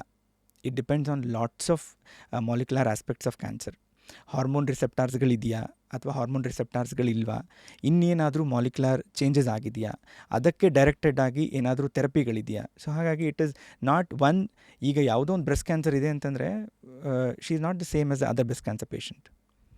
So 2 breast cancer patients can be completely different. Survival rate genuinely improve ಆಗಿದೆಯಾ? Definitely it has improved. ಎಷ್ಟಿತ್ತು, ಈಗ ಎಷ್ಟಿದೆ doctor? I really cannot quote the statistics, but definitely what I can say ಅಂತಂದರೆ all those cancers which have been diagnosed early will have a better cure. If you have to take an example, probably cervical cancer ತಗೊಳ್ಳೋಣ, ಗರ್ಭಾಶಯದ ಕರುಳಿನ cancer ಹೆಚ್ಚು ಗ್ರಾಮೀಣ ಭಾಗದ ಮಹಿಳೆಯರಲ್ಲಿ ಕಾಣಿಸ್ಕೊಳ್ಳುತ್ತೆ. ಈ ಕ್ಯಾನ್ಸರ್ಗಳನ್ನು ಮೊದಲ ಹಂತಗಳಲ್ಲಿ ಪತ್ತೆ ಮಾಡಿದ್ರೆ 100% ಕ್ಯೂರ್ ರೇಟ್ಸ್. ಸೊ ಗ್ರಾಮೀಣ ಭಾಗದಲ್ಲಿರುವಂಥ ಹೆಣ್ಮಕ್ಳಿಗೆ ಅವ್ರು ಮಾಡಬೇಕಾಗಿರುವಂಥ 4 ಇಂಪಾರ್ಟೆಂಟ್ ಕೆಲಸಗಳು ಹೆಚ್ಚಾಗಿ ನಾವು ನೋಡೋದೇನು ಅಂತಂದರೆ ಈ ಸ್ಟಿಗ್ಮಾ, ಬಿಳಿಮುಟ್ಟಾಗ್ತಾ ಇದೆ ಅನ್ನೋದನ್ನು ಮುಕ್ತವಾಗಿ ಚರ್ಚೆ ಮಾಡೋದಕ್ಕೂ ಕಷ್ಟಪಡುವಂಥ ಜನರಿದ್ದಾರೆ. ನಾವೇನು ನೋಡ್ತೀವಿ ಅಂತಂದರೆ ಬಿಳಿಮುಟ್ಟಾಗ್ತಾ ಇದೆ ಅನ್ನೋದನ್ನು ಒಂದು ನಾರ್ಮಲೈಸ್ ಮಾಡಿಬಿಡ್ತಾರೆ. ದಟ್ ಇಸ್ ನಾರ್ಮಲ್, ಈ ಏಜಲ್ಲಿ ಆಗುತ್ತೆ, ತಲೆ ಕೆಡಿಸ್ಕೋಬೇಡ ಅಂತ. No, that is not normal. So ಬಿಳಿಮುಟ್ಟಾಗ್ತಾ ಇದೆ ಅಂತಂದರೆ ಅಂಥವ್ರು ಹೋಗಿ ಹತ್ತಿರದಲ್ಲಿ ಯಾರಾದರೂ ಆಬ್ಸ್ಟೆಟಿಷಿಯನ್ ಇದ್ದರೆ, ಗೈನಕಾಲಜಿಸ್ಟ್ ಇದ್ದರೆ ಪರೀಕ್ಷೆ ಮಾಡಿಸ್ಕೊಳ್ಳೋದು ತುಂಬ ಇಂಪಾರ್ಟೆಂಟ್. ಇಲ್ಲ 21 ವರ್ಷ ಮೇಲ್ಪಟ್ಟಿದ್ದರೆ, ಗ್ರಾಮೀಣ ಭಾಗದಲ್ಲಿರೋದು ಅಥವಾ ಅರ್ಬನಲ್ಲಿರ್ಬೋದು, ಅಂಥವರು ನಿಯಮಿತವಾಗಿ ಪ್ಯಾಪ್ ಸ್ಮಿಯರ್ ಟೆಸ್ಟಿಂಗ್ ಮಾಡಿಸ್ಕೊಳ್ಳೋದು. ಅಂದರೆ ಗರ್ಭಾಶಯದ ಕೊರಳಿನ ನೀರನ್ನು ತೆಗೆದು ಪರೀಕ್ಷೆ ಮಾಡ್ಕೊಳ್ಳುವಂಥದ್ದು. ಹಾಗೆ ಪರೀಕ್ಷೆ ಮಾಡಿಕೊಂಡ್ರೆ ನಾವು ಕ್ಯಾನ್ಸರ್ನ ಬದಲಾವಣೆಗಳು ಅಥವಾ ಮೊದಲ ಹಂತದ ಬದಲಾವಣೆಗಳನ್ನು ತುಂಬ ಅರ್ಲಿಯಾಗಿ ಪಿಕ್ ಮಾಡ್ಬೋದು. ಹಾಗೆ ಪಿಕ್ ಮಾಡಿದರೆ ಕಂಪ್ಲೀಟ್ಲಿ ಕ್ಯೂರ್ ಮಾಡ್ಬೋದು. ಸೊ ಎರಡನೇದು ಒಂದು ಬಿಳಿ ಮುಟ್ಟು, ಎರಡನೇದು ಪ್ಯಾಪ್ ಸ್ಮಿಯರ್. Hygiene, practice hygiene. ಅಂದರೆ ಅಲ್ಲಿ ಹಳ್ಳಿ ಕಡೆ ಕೆಲವು ಸತಿ ಟಾಯ್ಲೆಟ್ಸ್ಗಳಿರಲ್ಲ. ಆ್ಯಂಡ್ ಮೆನ್ಸ್ಟ್ರುಯೇಷನ್ಸ್ ಟೈಮಲ್ಲಿ ಆಮೇಲೆ what they use, what they don't use. So ಇದೆಲ್ಲವೂ ಕೂಡ ಇಂಪಾರ್ಟೆಂಟ್ ಆಗುತ್ತೆ. ಪ್ಯಾಡ್ಸ್ ಯೂಸ್ ಮಾಡೋದು, ಬಟ್ಟೆಗಳು. So practising hygiene is also very important. And the stigma associated with it, probably ಅದನ್ನು ಎಷ್ಟು ಮುಕ್ತವಾಗಿ ಮಾತಾಡೋಕ್ಕೆ ಸಾಧ್ಯನೋ ಅಷ್ಟು ಮುಕ್ತವಾಗಿ ಮಾತಾಡಬೇಕು ಅಂತ ಅನಿಸುತ್ತೆ. And getting vaccinated for cervical cancer. This is one of the cancer which can be prevented by vaccination. So ಹಾಗಾಗಿ ಹೆಣ್ಣು ಮಕ್ಕಳು 21 ವರ್ಷ ಕೆಳಗಿನವರಾಗಿದ್ದರೆ ಅಂಥವರೆಲ್ಲರೂ ಈ ವ್ಯಾಕ್ಸಿನನ್ನು ಹಾಕಿಸ್ಕೋಬೇಕು. ಸೊ ಇದು ಸೆಕ್ಷುಲಿ ಆ್ಯಕ್ಟಿವ್ ಆದಮೇಲೂ ವರ್ಕ್ ಆಗತ್ತಾ? It works, definitely works, but efficacy ಕಡಿಮೆ ಇರುತ್ತೆ. ಅಂದರೆ ಕಾಯಿಲೆಯನ್ನು ನಿಯಂತ್ರಣ ಮಾಡುವಂಥ ಸಾಧ್ಯತೆ ಕಡಿಮೆ ಆಗುತ್ತೆ. Before the first sexual intercourse it is 100%. So teenage ಅಥವಾ ಯಂಗ್ ಹೆಣ್ಮಕ್ಳಲ್ಲಿ ಅದು ಹಾಕ್ಸೋದು ಉತ್ತಮ. ಎನಿಬಡಿ, ಹೆಣ್ಣುಮಕ್ಕಳು 9 ವರ್ಷ ಮೇಲ್ಪಟ್ಟಂತಹ ಹೆಣ್ಮಕ್ಳು before the first sexual intercourse they should get vaccinated.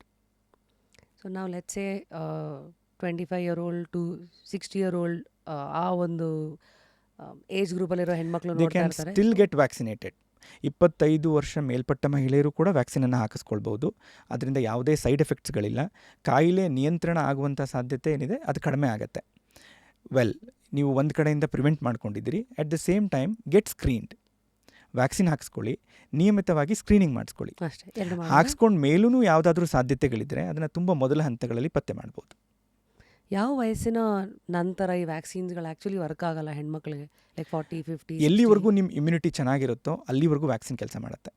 It is basically triggering your immunity against it. So ಹಾಗಾಗಿ there is no age limit. ಡಾಕ್ಟ್ರೆ, ಈಗ ಟೆಕ್ ಅಂತ ಮಾತಾಡೋದಾದರೆ AI ಬಂದಿದೆ. AI ಬಂದಮೇಲೆ ನಿಮ್ಮ ಆನ್ಕಾಲಜಿ ಪ್ರಪಂಚ ಎಷ್ಟು ಬದಲಾಗಿದೆ ಅಂದರೆ, ಇದು ಇನ್ನೂ ಡಯಾಗ್ನೋಸಿಸಲ್ಲಿ ಅಥವಾ ಅನಾಲಿಟಿಕ್ಸಲ್ಲೇ ಇದೆಯಾ, ಅಥವಾ AI ಬಂದು can it change cancer? AI is already there in our OPD, ಹೆಂಗೆ? Sitting next to me. ಎಲ್ಲ ರೀತಿಯಲ್ಲೂ ಇದೆ. ಒಂದು ಡಯಾಗ್ನೋಸಿಸ್ ಆಗಿರ್ಬೋದು, ಅಥವಾ ಪೇಷಂಟ್ ಕೌನ್ಸಿಲಿಂಗ್ ಆಗಿರ್ಬೋದು, ಟ್ರೀಟ್ಮೆಂಟ್ ಇಂಪ್ಲಿಮೆಂಟೇಷನ್ ಆಗಿರ್ಬೋದು, ಇದೆಲ್ಲದರಲ್ಲೂ AI ಬಳಕೆ ಆಗ್ತಾ ಇದೆ. ಆ್ಯಂಡ್ ನಾನು ಆವಾಗಲೇ ಹೇಳ್ದಂಗೆ science has both sides. So it is double edge word. So ನಮ್ಮನ್ನು ಎಷ್ಟು ಈಸಿ ಮಾಡುತ್ತೋ ಅಷ್ಟು ಕಾಂಪ್ಲಿಕೇಟ್ ಮಾಡುತ್ತೆ.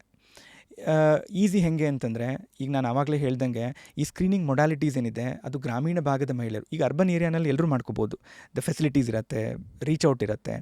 ಆದರೆ ಗ್ರಾಮೀಣ ಭಾಗದ ಮಹಿಳೆಯರಿಗೆ ಇದನ್ನು ರೀಚ್ ಔಟ್ ಮಾಡಲಿಕ್ಕೆ ಪ್ರಾಬಬ್ಲಿ AI ತುಂಬ ಹೆಲ್ಪ್ ಮಾಡುತ್ತೆ. ವೇರ್ ರೇಡಿಯಾಲಜಿಸ್ಟ್ ಹೋಗ್ಬಿಟ್ಟು ಎಲ್ಲ ಮ್ಯಾಮೋಗ್ರಾಮ್ನ ನೋಡೋಕ್ಕಾಗದೇ ಇರ್ಬೋದು.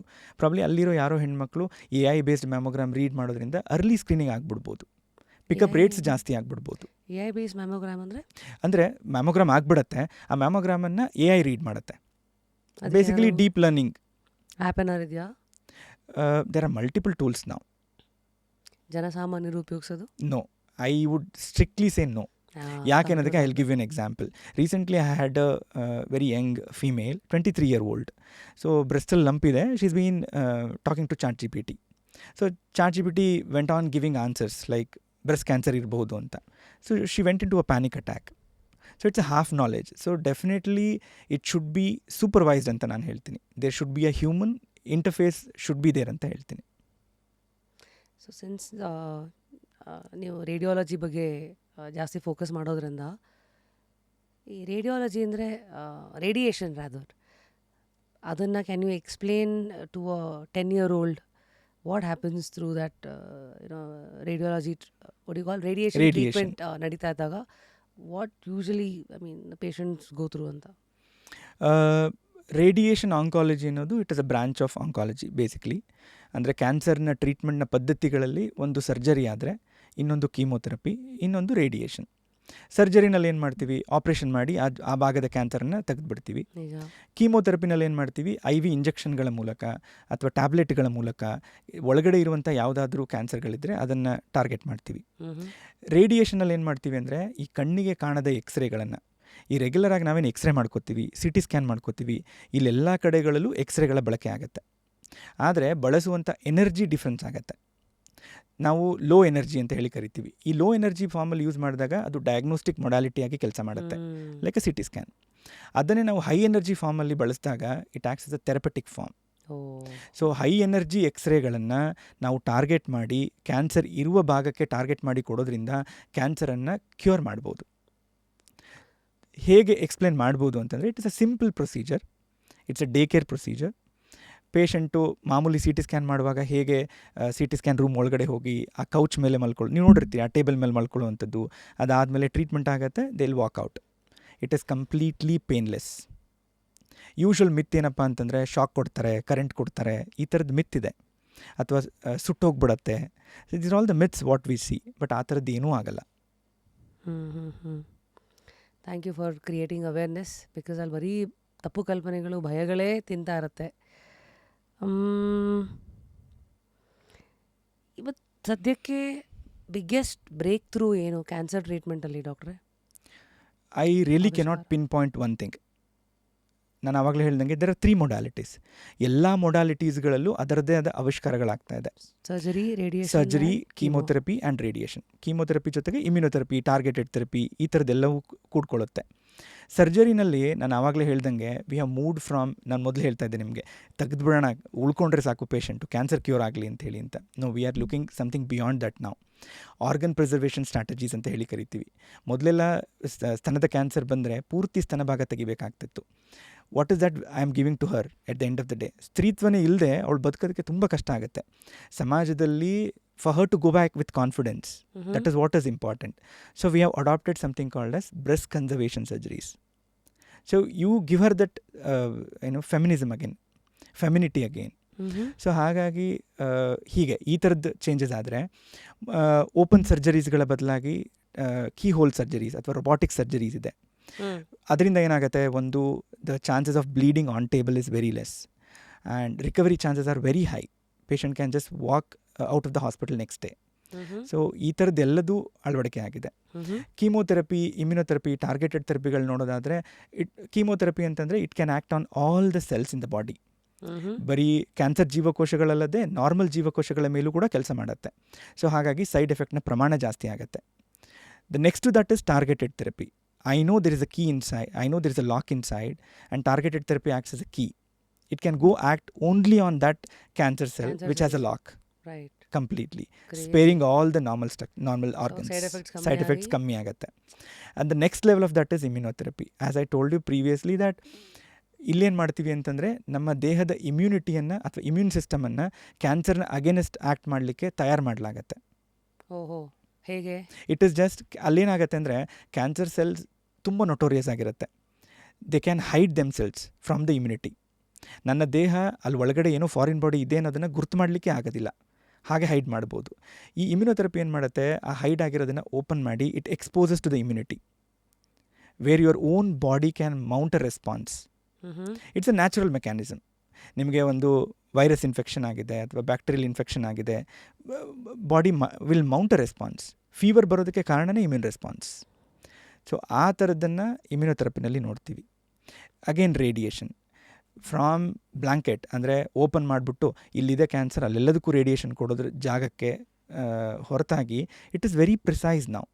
I can target only the cancer or the tumour cells there, sparing the normal structures. So ಇದೆಲ್ಲವೂ ಕೂಡ ಔಟ್ಕಮ್ಸನ್ನು ಇಂಪ್ರೂವ್ ಮಾಡುತ್ತೆ, ಕ್ವಾಲಿಟಿ ಆಫ್ ಲೈಫನ್ನು ಬೆಟರ್ ಮಾಡುತ್ತೆ, ಸರ್ವೈವಲ್ ರೇಟ್ಸ್ ಅಂತೂ ಡೆಫಿನೆಟ್ಲಿ ಇಂಪ್ರೂವ್ ಆಗುತ್ತೆ. And the way people can come back to their normal life, routine life, that matters a lot. ಈಗಲೇ ಇಷ್ಟಿದೆ. ಈಗ ಒಂದು ಕುತೂಹಲ, ಮುಂದೆ 10 years ಪ್ರಪಂಚ ಹೆಂಗಿರುತ್ತೆ ಅಂದರೆ ಆನ್ಕಾಲಜಿ ಪರ್ಸ್ಪೆಕ್ಟಿವಲ್ಲಿ ಅಲ್ಲಿ ಏನೇನು ಬ್ರೇಕ್ ಥ್ರೂ ಇನೋವೇಷನ್ಸ್ಗಳ ಆವಿಷ್ಕಾರಗಳಾಗುತ್ತೆ? ಬ್ರೇಕ್ ಥ್ರೂ ಪ್ರಾಬಬ್ಲಿ ಪ್ರಿಡಿಕ್ಟ್ ಮಾಡೋಕ್ಕೆ ಆಗದೇ ಇರ್ಬೋದೇನೋ, ಯಾವ ಮಟ್ಟಿಗೆ ಆಗ್ಬೋದು ಅಂತ. But what I can see ಅಂತಂದರೆ, ನನಗೆ ಕ್ಯಾನ್ಸರ್ ಇದೆ, ನಾನು ಈ ಥರದ್ದು ಏನೋ ಮೆಡಿಸಿನ್ ತೊಗೋತಾ ಇದ್ದೀನಿ, I am completely fine. It will become a chronic disease maybe. Just like ನನಗೆ ಕ್ಯಾನ್ಸರ್ ಇದೆ, ನಾನು ಮೆಡಿಸಿನ್ ತೊಗೋತಾ ಇದ್ದೀನಿ, it is completely under control, I am just living a good life. Diabetes, ನಂಗೆ ಶುಗರ್ ಇದೆ, ನಾನು ಮಾತ್ರೆ ತೊಗೋತಾ ಇದ್ದೀನಿ, it is under control, I am just living a good life. So that is where we are heading to. Lifestyle ಏನಂತಾರೆ ಅದನ್ನು, lifestyle disease. Life style disease, definitely it's a lifestyle disease. But ನೋಡುವ ರೀತಿ ಅಂದರೆ ಅದು chronic disease ಆಗಿ ಬದಲಾಗುವಂಥ ಎಲ್ಲ ಸಾಧ್ಯತೆಗಳಿದೆ. Life long ಬದುಕಬಹುದು ಅನ್ನೋಂಥದ್ದು. ಓಹೋ, ವಾವ್.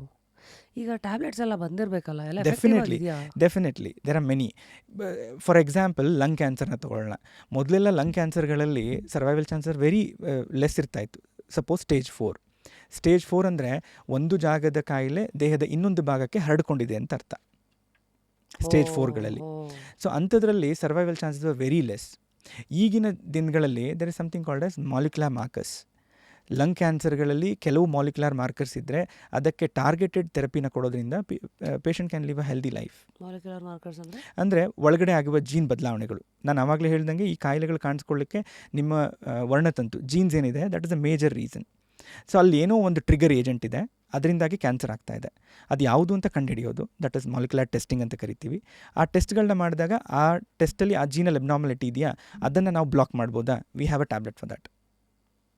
ಅಂದರೆ ಅದನ್ನು ಈ ಹಳೆ ಕಾಲದಲ್ಲಿ ರಾಜರು ಒಂದು ರಾಜ್ಯದಿಂದ ಇಡೀ ದೇಶನ ಕಬ್ಜಾ ಮಾಡ್ತಾ ಇದ್ರಲ್ಲ, ಆ ಥರ ಇದು ನೆಕ್ಸ್ಟ್ಗೆ ಹೋಗದೆ ಇರೋ ಥರ ಅದನ್ನು ಒಂದು ಕಂಟ್ರೋಲ್ ಮಾಡುತ್ತೆ. And it will prevent also, ಅಲ್ಲಿಂದ ಬೇರೆ ಜಾಗಕ್ಕೆ ಹರಡದೇ ಇರೋ ಹಾಗೆ ನೋಡ್ಕೊಳ್ಳುತ್ತೆ, ಅದೇ ಜಾಗದಲ್ಲಿ ಕಡಿಮೆ ಆಗೋದಕ್ಕೆ ಅನುಕೂಲ ಮಾಡಿಕೊಡುತ್ತೆ.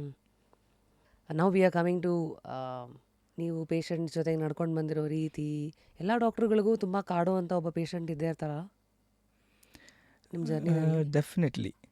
ಅಂದರೆ ಪಾಯಿಂಟ್ ಔಟ್ ಮಾಡೋಕ್ಕಾಗಲ್ಲ, ಬಟ್ ಎಲ್ಲೋ ಒಂದು ಕಡೆ ಆ ಟ್ರಿಗರ್ ಅಥವಾ ಅದು ಎಲ್ಲೋ ಒಂದು ಕಡೆ no I should do more ಅನ್ನೋದು ಬಂದೇ ಬರುತ್ತೆ. ಅಂದರೆ how do patients inspire you emotionally? Have they? Definitely they are my biggest motivators ಅಂತ ಹೇಳ್ಬೋದು. ಪ್ರತಿ ಸರ್ ಈಗ ಒಂದು simple example, recently I saw 30 year old lady. ಗಂಟಲಿನ ಕ್ಯಾನ್ಸರ್ ಇತ್ತು ಅವಳಿಗೆ. ಆ್ಯಂಡ್ ಗಂಟಲಿನ ಕ್ಯಾನ್ಸರಲ್ಲಿ ಏನು ಮಾಡ್ತೀವಿ ಅಂತಂದರೆ the usual organ preservation strategy ಏನಂದರೆ ರೇಡಿಯೇಷನ್ ಮತ್ತು ಕೀಮೊಥೆರಪಿ ಕೊಡಬೇಕಾಗತ್ತೆ. ರೇಡಿಯೇಷನ್ ಅನ್ನೋದು it is a continuous process. It goes for approximately 7 weeks. It's a day care procedure. ಪ್ರತಿದಿನ ಬರಬೇಕಾಗತ್ತೆ. ಒಂದು ನಿರ್ದಿಷ್ಟ ಟೈಮ್ ಕೊಟ್ಟಿರ್ತೀವಿ. ಆ ಟೈಮಲ್ಲಿ 5 to 10 ನಿಮಿಷ ಟ್ರೀಟ್ಮೆಂಟ್ ತೊಗೊಂಡು ಮನೆಗೆ ವಾಪಸ್ ಹೋಗಬೇಕಾಗತ್ತೆ. ಈ ಪ್ರಾಸೆಸ್ಸಲ್ಲಿ ಏನಾಗುತ್ತೆ, ಸೈಡ್ ಎಫೆಕ್ಟ್ಸ್ಗಳು 2 ವಾರ ಆದಮೇಲೆ ಬರೋಕ್ಕೆ ಶುರುವಾಗತ್ತೆ. ಯೂಶುವಲ್ ಸೈಡ್ ಎಫೆಕ್ಟ್ಸ್ ಏನಂದರೆ ಚರ್ಮದ ಮೇಲೆ ಆಗುವಂಥ ಬದಲಾವಣೆಗಳು. ಚರ್ಮ ಕಪ್ಪಾಗ್ಬೋದು, ಚರ್ಮ ಸುಲಿಯೋಕ್ಕೆ ಶುರುವಾಗ್ಬೋದು, ತುಂಬ ಅಡ್ವರ್ಸ್ ಇವೆಂಟ್ಸ್ ಇದ್ದಾಗ. So she was going through somewhere 3rd or 4th weeks of treatment. And she walked into my OPD. ನನಗೆ it is a daily routine ನನಗೆ. ಸೊ ನಾನು ನೋಡುವಾಗ I am just asking her ಏನು complaints ಇದೆ. ನನ್ನ ತಲೆ ಹೆಂಗೆ ಓಡುತ್ತೆ ಅಂತಂದರೆ ನೆಕ್ಸ್ಟ್ ಪ್ರಿಸ್ಕ್ರಿಪ್ಷನ್ ಏನು ಬರೀಲಿ ಅನ್ನೋದ್ರ ಕಡೆ ಓಡ್ತಾ ಇರುತ್ತೆ. ಬಟ್ ಅವಳಿಗೆ ಹೇಳೋಕ್ಕೆ ಇನ್ನೇನೋ ಇತ್ತು. She started crying. ಏನು ರೀಸನ್? ಆಮೇಲೆ ನನಗೆ ಅವಾಗ ಏನಂತತೆ, you should slow down, come back, step back ಏನು ಅಂತ. ಈಗ that is where you get into a human actually. So ಕೇಳಿದಾಗ what was her major thing ಅಂತಂದರೆ, ನನ್ನ ಮನೆಯವರೆಲ್ಲರೂ ನನ್ನನ್ನು ಇನ್ಯಾವಾಗ ಇವಳು ವಾಟ್ ನೆಕ್ಸ್ಟ್ ಹೋಗ್ಬಿಡ್ತಾಳ, ನನ್ನ ಮಕ್ಕಳಿಗೆ ನಾನು I am not looking like a mom, ನನ್ನ ತಾಯಿ ಥರ ಕಾಣ್ತಾನೇ ಇಲ್ಲ, I look like a ghost to them. Obviously you can imagine somebody who is having dark neck and someone who is not eating for 3 weeks, completely kekexic. So ಎಲ್ಲೋ ಕೆಕೆಕ್ಸಿಕ್ ಅಂದರೆ ಈ cancer ಬಂದಂತಹ ಪೇಷಂಟ್ಸ್ಗಳಲ್ಲಿ ಊಟ ಮಾಡುವಂತಹ ಇಚ್ಛೆ ತಪ್ಪಿ ಹೋಗ್ಬಿಡುತ್ತೆ.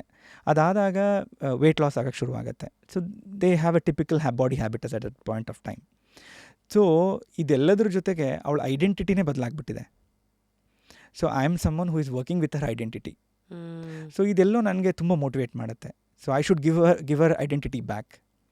ಬರೀ ಕಾಯಿಲೆನ ಕಂಟ್ರೋಲ್ ಮಾಡೋದಲ್ಲದೆ she should be the same mom to her children, same family member to their family members. So ಆ ಐಡೆಂಟಿಟಿಯನ್ನು ವಾಪಸ್ ಕೊಡೋ ಜವಾಬ್ದಾರಿ ಇದೆಯಲ್ಲ, ಅದು ತುಂಬ ಮೋಟಿವೇಟ್ ಮಾಡುತ್ತೆ. How do you do that? ಆವಾಗಲೇ ಹೇಳ್ದಂಗೆ I just try to draw a line. Probably ನನ್ನನ್ನು ನಾನು ಎನರ್ಜೈಸ್ ಆಗಿ ಇಟ್ಕೊಳ್ಳಿಕ್ಕೆ I draw a line. I know ನಾನು ಅವ್ರನ್ನ ಎಂಪಥೈಸ್ ಮಾಡಬೇಕು ಅನ್ನೋದು ನನಗೆ ಗೊತ್ತು, but I cannot get deeply involved in their grief. So ಆ ಬೌಂಡ್ರಿ ಜೊತೆಗೆ ಕೆಲಸ ಮಾಡೋದೇ ಈಸ್ ವಾಟ್ ದ ಸೊಲ್ಯೂಷನ್. ಈ ಪೇಷಂಟ್ಸ್ಗಳು ತುಂಬ ಹೆದರೋದು ಪೇನ್ಗ, ಮುಂದೇನಾಗುತ್ತಪ್ಪ ಗೊತ್ತಿಲ್ಲ ಅನ್ನೋ ಆ ಭಯ, ಆ ಅನ್ಸರ್ಟನಿಟಿಗ. ನಾಳೆ ಏನು ಅನ್ನೋದೇ ಅನ್ಸರ್ಟನಿಟಿನೇ ತುಂಬ ಹೆದರಿಸುತ್ತೆ ಅನಿಸುತ್ತೆ. ಡಾಕ್ಟ್ರಾಗಿ ನೀವು ಇದಕ್ಕೊಂದು ಸಲಹೆ ಕೊಡೋದಾದರೆ, ನಾಳೆ ಅನ್ನೋದು ನನಗೂ ಕೂಡ ನಿಶ್ಚಿತವಾಗಿಲ್ಲ. The only thing what we have to, ನಾವು ಮಲ್ಕೊಳ್ಳೋದೇ ನಾಳೆ ಹೇಳ್ತೀವಿ ಅನ್ನೋ ಒಂದು ಹೋಪಲ್ಲಿ. ಸೊ ಹಾಗಾಗಿ ಕಾಯಿಲೆ ಇದೆ, ಕಾಯಿಲೆಗೆ ಚಿಕಿತ್ಸೆ ಇದೆ, ಆ ದಾರಿ ಏನಿದೆ ಸ್ವಲ್ಪ ಕತ್ತಲಿದೆ. So we just have to walk that darkness just to witness the light. ನಂಬಿ ನಡಿಬೇಕು. ನಾವಿವತ್ತು ಮಾತಾಡ್ತಾ ಇದ್ದೀವಿ, ಭಾಳ ಕಷ್ಟವಾದ ವಿಚಾರಗಳನ್ನು ಅರ್ಥ ಮಾಡಿಕೊಂಡು ಅದಕ್ಕೊಂದು ಕಂಪ್ಯಾಷನ್ನು, ಒಂದು ಎಮೋಷನ್ ಜೊತೆಗೆ ಹ್ಯಾಂಡಲ್ ಮಾಡ್ತಾ ಇದ್ದೀವಿ. ಬಟ್ ನಿಮಗೆ ಆ್ಯಸ್ ಅನ್ ಆನ್ಕಾಲಜಿಸ್ಟ್ ತುಂಬ ಕಷ್ಟವಾದಂಥ ಸಂಭಾಷಣೆಗಳು ಯಾವುವು, ಎಲ್ಲಿ ಅದು ಯೂಶಲಿ ಹಾಸ್ಪಿಟ್ಲಲ್ಲಿ ಪೇಷಂಟ್ಸ್ ಜೊತೆಗೆ ಯಾವ ಸಿಚುವೇಶನ್? ತುಂಬ ಸರ್ತಿ ಕಾಣಿಸುತ್ತೆ. ಅಂದರೆ we treat all age groups, ಎಲ್ಲ ಥರದವರನ್ನು ಟ್ರೀಟ್ ಮಾಡ್ತೀವಿ. When I C a child 5-year-old diagnosed with a brain tumor, not able to move around, not able to walk around. ಈಗ ಆಟ ಆಡಬೇಕಾಗಿರೋ ಮಗು completely on a wheel chair sitting in front of me. At the dead end, there is someone who is waiting for dignity of life. So ಈ ಎರಡೂ ಎಕ್ಸ್ಟ್ರೀಮ್ಗಳ ಮಧ್ಯೆ ಕೆಲಸ ಮಾಡೋದು is quite challenging. So it is all about, ಅದೇ ಹೇಳದ್ನಲ್ಲ, ನೀವು ನಿಮ್ಮ ಫೀಲ್ಡನ್ನು ಪಾಸಿಟಿವ್ ಆಗಿ ಉಳಿಸ್ಕೊಂಡಿದ್ರೆ ಮಾತ್ರ you can give some positivity to them. How do you stay positive is the next question. Nothing. I am so inclined towards oncology and its treatment.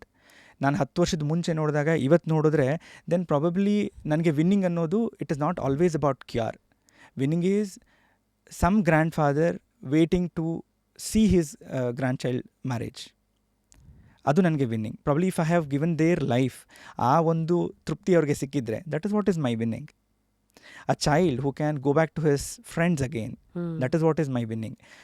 What life you can give them. ಇಲ್ಲ ನೀವು cure ಅಂತಂದರೆ ಅವ್ರು life long ಬದುಕಲೇಬೇಕು. No, I am like you cannot guarantee me also. ನಾಳೆಗೆ ನನಗೂ guarantee ಇಲ್ಲ. What is that is like going back to their original life, seeing that one grand child's marriage. Probably those are the winning things ಅಂತ ಅನ್ಸುತ್ತೆ. ನಾವು we have this or that and rapid fire. Yeah. Okay, ನಿಮ್ಮ ಪ್ರಕಾರ ಒಂದು ಆಹಾರ ಕ್ಯಾನ್ಸರನ್ನು ಮನಸ್ಸಲ್ಲಿ ಇಟ್ಕೊಂಡು ಇಮ್ಮಿಡಿಯೇಟಾಗಿ ಅವ್ರು ಕಮ್ಮಿ ಮಾಡಬೇಕಾಗಿರೋದು ತಿನ್ನೋದು? Processed foods. Most dangerous modern habit? Sedentary lifestyle. ಕೂತ್ಕೊಂಡೇ ಇರೋದು. ಕೂತ್ಕೊಳ್ಳೋದು. ಯಾವ ಸಿಂಪ್ಟಮನ್ನು ಜನ ತುಂಬ ಇಗ್ನೋರ್ ಮಾಡ್ತಾರೆ ಕ್ಯಾನ್ಸರ್ ವಿಚಾರದಲ್ಲಿ? It depends. ಕ್ಯಾನ್ಸರ್ಗಳಿಗೆ ಒಂದೇ ಸಿಂಪ್ಟಮ್ ಇಲ್ಲ. Sorry, it's rapid fire, but I am getting in to the explanation. I would say weight loss. ನಿಮ್ಮ ಪ್ರಕಾರ ಒಂದು ಕ್ಯಾನ್ಸರ್ ಬಗ್ಗೆ ಇರೋ ತಪ್ಪು ಕಲ್ಪನೆ ದಟ್ ಯು ಹೇಟ್, ಒಂದು cancer myth you hate? It's contagious. ಒಬ್ಬರಿಂದ ಒಬ್ಬರಿಗೆ ಹರಡುತ್ತೆ ಅನ್ನೋದು. ಅದು ಹರಡಲ್ಲ. ಹರಡಲ್ಲ. ನಿಮ್ಮ ಪ್ರಕಾರ ಮೋಸ್ಟ್ ಪವರ್ಫುಲ್ ಆಗಿರುವಂಥ ಒಂದು ಡೈಲಿ ಹೆಲ್ತ್ ಹ್ಯಾಬಿಟ್? ವಾಕಿಂಗ್. 20 ನಿಮಿಷ 30 ನಿಮಿಷ, anything, whatever suits you, just move. So called Gen Zs ಇವತ್ತು ಅವ್ರಿಗೆ ನೀವು ಫಸ್ಟು ಇದನ್ನು ಮಾಡೋದು ನಿಲ್ಲಿಸ್ರಿ ಅಂತ ಅವ್ರಿಗೆ ಹೇಳೋದಾದರೆ? Talking to chat GPT.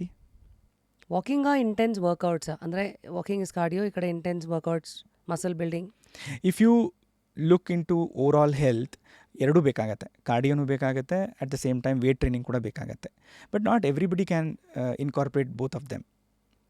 So ಹಾಗಾಗಿ ಐ ವುಡ್ ಸಜೆಸ್ಟ್ ವಾಕಿಂಗ್. ನಿಮ್ಮ ಪ್ರಕಾರ ಇದಕ್ಕೆ ಸಿಗಬೇಕಾಗಿರೋ ಮಾನ್ಯತೆನೇ ಸಿಗಲಿಲ್ಲ, ಅಂಡರ್ ರೇಟೆಡ್ ಹೆಲ್ತ್ ಟೆಸ್ಟ್ ಯಾವುದು? Pap smear. One thing people Google too much, ಸುಮ್ಮನೆ. ನನಗೆ ಈ ಸ್ಟೇಜ್ ಕ್ಯಾನ್ಸರ್ ಬಂದಿದೆ, ನಾನು ಉಳ್ಕೋತೀನ. ನಿಮ್ಮ ಪ್ರಕಾರ ನಿಮ್ಮ reaction to this word survivor, ಒಂದು word when you hear survivor? I feel hopeful. ಪ್ರಿವೆನ್ಷನಾ ಟ್ರೀಟ್ಮೆಂಟಾ? ಪ್ರಿವೆನ್ಷನ್. ಸ್ಲೀಪಾ ಸಪ್ಲಿಮೆಂಟಾ? ಸ್ಲೀಪ್. ಹೆಂಗಂದರೆ ಗೊತ್ತಿದ್ದು ಕೇಳ್ದಂಗೆ ಆಯ್ತು. ಇಷ್ಟೊತ್ತು ಏನು ರೀ ಕೇಳಿಸ್ಕೊಂಡ್ರಿ ಇಲ್ಲಿ ಕೂತ್ಕೊಂಡು ಥರ. But for people who have just tuned in for this or that or rapid fire, this is for you. ಅರಿವಾ ಭಯಾನ? ಅವೇರ್ನೆಸ್ಸಾ ಫಿಯರಾ? Awareness. Traditional food or processed food? Traditional food. It's is an interesting one. Today we're all hustlers. Hustle ಕಲ್ಚರಾ? ಅಂದರೆ ಏನೋ next ಮಾಡಬೇಕು ಅಂತ ಅನ್ನೋ ಗುದ್ದಾಟನ, ಅಥವಾ ಹೆಲ್ದಿ ಲಿವಿಂಗಾ? Healthy living. ಟೆಕ್ನಾಲಜಿನಾ ಡಿಸಿಪ್ಲಿನಾ? ಡಿಸಿಪ್ಲಿನ್. ಮೆಂಟಲ್ ಹೆಲ್ತಾ ಫಿಸಿಕಲ್ ಹೆಲ್ತಾ? I cannot choose one. It is a combination of both. I would go with physical health. What do you think? Mental health controls physical health, physical health controls mental health? Both are completely interrelated. I think you cannot separate them ಅಂತ ಅನ್ಸುತ್ತೆ. But somewhere ನನ್ನ ಪೇಷಂಟ್ಸ್ಗಳನ್ನ ನೋಡಿದಾಗ physically ನೀನು fit ಆಗಿದ್ದು ಡಾಕ್ಟರ್ನ reach ಮಾಡ್ಬೋದು ಅಂತಂದರೆ your mental health can be cured. So walk into the OPD at least it should be good enough. Early screening ಅಥವಾ blind confidence? Early screening. Healing or surviving? Healing. Have you ever asked ಯಾಕೆ ಇತ್ತೀಚೆಗೆ humans are investing so much in gadgets but not in health checkups? ಕರೆಕ್ಟಾಗಿ ಆಗ್ತಾ ಇದೆಯಾ? That includes ನಾನು ಕೂಡ. It's been 2.5 years ನಾನು health ಚೆಕಪ್ಗೆ ಹೋಗಿ. It's a reminder, I will go soon. But why are we ಡಾಕ್ಟ್ರೆ, why are we like this? ಅದೇ ನಾನೆಲ್ಲ ಚೆನ್ನಾಗಿದ್ದೀನಲ್ಲ, ಯಾಕೆ ಮಾಡಿಸ್ಕೋಬೇಕು? This is the biggest thing. Recently I asked my mother, ಒಂದು ಹೆಲ್ತ್ ಚೆಕ್ ಮಾಡ್ಕೊಂಬಿಡೋಣ ಅಂತೇಳಿ ಅಂತ. ಎಲ್ಲ ಚೆನ್ನಾಗಿದ್ದೀನಲ್ಲ, ಇನ್ಯಾಕೆ ಮಾಡಿಸ್ಕೋಬೇಕು? So that is the biggest thing ಅಂತ ಅನಿಸುತ್ತೆ. ಎಲ್ರಿಗೂ ಹಾಗೆ ಅನಿಸುತ್ತೆ, ನಾನು ಚೆನ್ನಾಗಿದ್ದೀನಿ ಯಾಕೆ ಮಾಡಿಸ್ಕೋಬೇಕು ಅಂತ. ಆ್ಯಂಡ್ ಇತ್ತೀಚಿನ ದಿನಗಳಲ್ಲಿ maybe a marketing strategy. You have battery of investigations being run at laboratories. We really do not know which one is really important. So ಹಾಗಾಗಿ it is either way round. And keeping ನಿಮಗೆ ಏನು ಸೂಕ್ತವಾಗಿದೆಯೋ ನಿಮ್ಮ life ಸ್ಟೈಲ್ಗೆ ನಿಮ್ಮ ಫಿಸಿಷಿಯನ್ನ consult ಮಾಡಿದಾಗ ಆ battery of investigations ಮಾಡಿಕೊಂಡು ಅದಕ್ಕೆ ಬೇಕಾಗಿರುವಂಥ ಬದಲಾವಣೆಗಳು ಮಾಡ್ಕೊಳ್ಳೋದು ಸೂಕ್ತ ಅನಿಸುತ್ತೆ. ಇದು ಎಲ್ಲೋ ಒಂದು ಕಡೆ ಫಿಯರ್ ಆಫ್ ಡಯಾಗ್ನೋಸಿಸೇ ಭಯನಾ ಡೆಫಿನೆಟ್ಲಿ. Than prevention? ಏನು ಬಂದ್ಬಿಡುತ್ತೋ ಅನ್ನೋದೇ ಭಯ. ದಾಟೋದು ಹೆಂಗೆ ಈಗ? ಏನು ಇಲ್ಲ, you just have to go through ಅಷ್ಟೇ. ಬದುಕೋದು ಇಂಪಾರ್ಟೆಂಟ್. You should. ಏನಂದರೆ ಈಗ ಇನ್ ಕೇಸ್ ಏನಾದರೂ ಟೆಸ್ಟ್ಗಳನ್ನು ಮಾಡಿ ಕಂಡುಹಿಡಿತಾ ಇದ್ದೀವಿ ಅಂತಂದರೆ ಸಿಮ್ಟಮ್ಗಳು ಬರೋದಕ್ಕಿಂತ ಮುಂಚೆ ನಾವು ಕಂಡುಹಿಡಿತಾ ಇದ್ದೀವಿ ಅಂತ. ಸೊ ಹಾಗಾಗಿ ರೋಗದ ಪ್ರಮಾಣ ಕಡಿಮೆ ಇರುತ್ತೆ, ಅದಕ್ಕಾಗಬೇಕಾದ ಚಿಕಿತ್ಸೆ ಕಡಿಮೆ ಇರುತ್ತೆ, ಅದರಿಂದ ಆಗೋ ಸಾವು ನೋವುಗಳ ಪ್ರಮಾಣ ಕಡಿಮೆ ಇರುತ್ತೆ. ಸೊ ಈ ಮನವರಿಕೆ ಆದರೆ ಎಲ್ಲರೂ ಸ್ಕ್ರೀನಿಂಗ್ಗಳನ್ನ ಮಾಡಿಸ್ಕೋತಾರೆ ಅಂತ ಅನಿಸುತ್ತೆ. ಇವತ್ತಿನ ಯಾವ ಮಾಡರ್ನ್ ಹ್ಯಾಬಿಟ್ ನಿಮ್ಗೆ ಅನ್ಸತ್ತೆ ನಮ್ಮ ನಾಳಿನ ತಲೆಮಾರು ಅದ್ರ ಬಗ್ಗೆ ರಿಗ್ರೆಟ್ ಮಾಡೋದು ಅಂತ? ಛೇ ಹಿಂಗೆ ಆಗಬಾರ್ದಿತ್ತು ಅಂತ, ನಾಳೆ ಯಾವುದನ್ನು ನಾವು ಹಿಂದಕ್ಕೆ ತಿರುಗಿ ಆ ಅಭ್ಯಾಸ ಇರಬಾರ್ದಿತ್ತು ಅಂತ ನಾವು ಅದನ್ನು ದೂಷಿಸ್ತೀವಿ ಇವತ್ತಿನ ಮಾಡರ್ನ್ ಹ್ಯಾಬಿಟ್? ಫಾಸ್ಟ್ ಲೈಫಲ್ಲಿ there are so many things which are interlinked. If I have to pick one at this point would be I really cannot pick one. Maybe isolating. So ಎಲ್ಲೋ ಆ ಹ್ಯೂಮನ್ ಟಚ್, ಹ್ಯೂಮನ್ ಇಂಟ್ರ್ಯಾಕ್ಷನ್ ಎಲ್ಲೋ ಕಡಿಮೆ ಆಗ್ತಿದೆ ಅಂತ ಅನಿಸುತ್ತೆ. ಅದು ಕಡಿಮೆ ಆದಂಗೆ we are getting use to gadgets and all the other things which are completely not human. So probably ಆ ಹ್ಯೂಮನ್ ಟಚ್ ಹೋದರೆ ಮುಂದೊಂದು ದಿನಕ್ಕೆ next 10 years or 20 years later probably we will not even know how somebody is feeling, what is that they are going through. So ಎಲ್ಲೋ isolation is something which will impact deeply ಅಂತ ಅನ್ಸುತ್ತೆ. ಸಂಬಂಧಗಳನ್ನು ಕಡ್ಕೋತಾ ಇದ್ದೀವಿ because of gadgets addiction. Definitely. ಅಥವಾ social media, all that. So very so since today ಇದನ್ನು internet ಆಗಿರೋದ್ರಿಂದ ಎಷ್ಟು ವರ್ಷಗಳಾದ್ಮೇಲೆ ಬೇಕಾದ್ರೆ ಜನ ನೋಡ್ಬೋದು. ಸೊ 20s ಕ್ಯಾನ್ಸರಿಂದ ದೂರ ಇಡಬೇಕಾದಾಗ ಜನ ಮಾಡಬೇಕಾಗಿರೋ ಕೆಲವು ವಿಚಾರಗಳು. I come till 20s 30s 40s 50s ಅಂತ ಹೋಗ್ತಾ ಇರ್ತೀನಿ.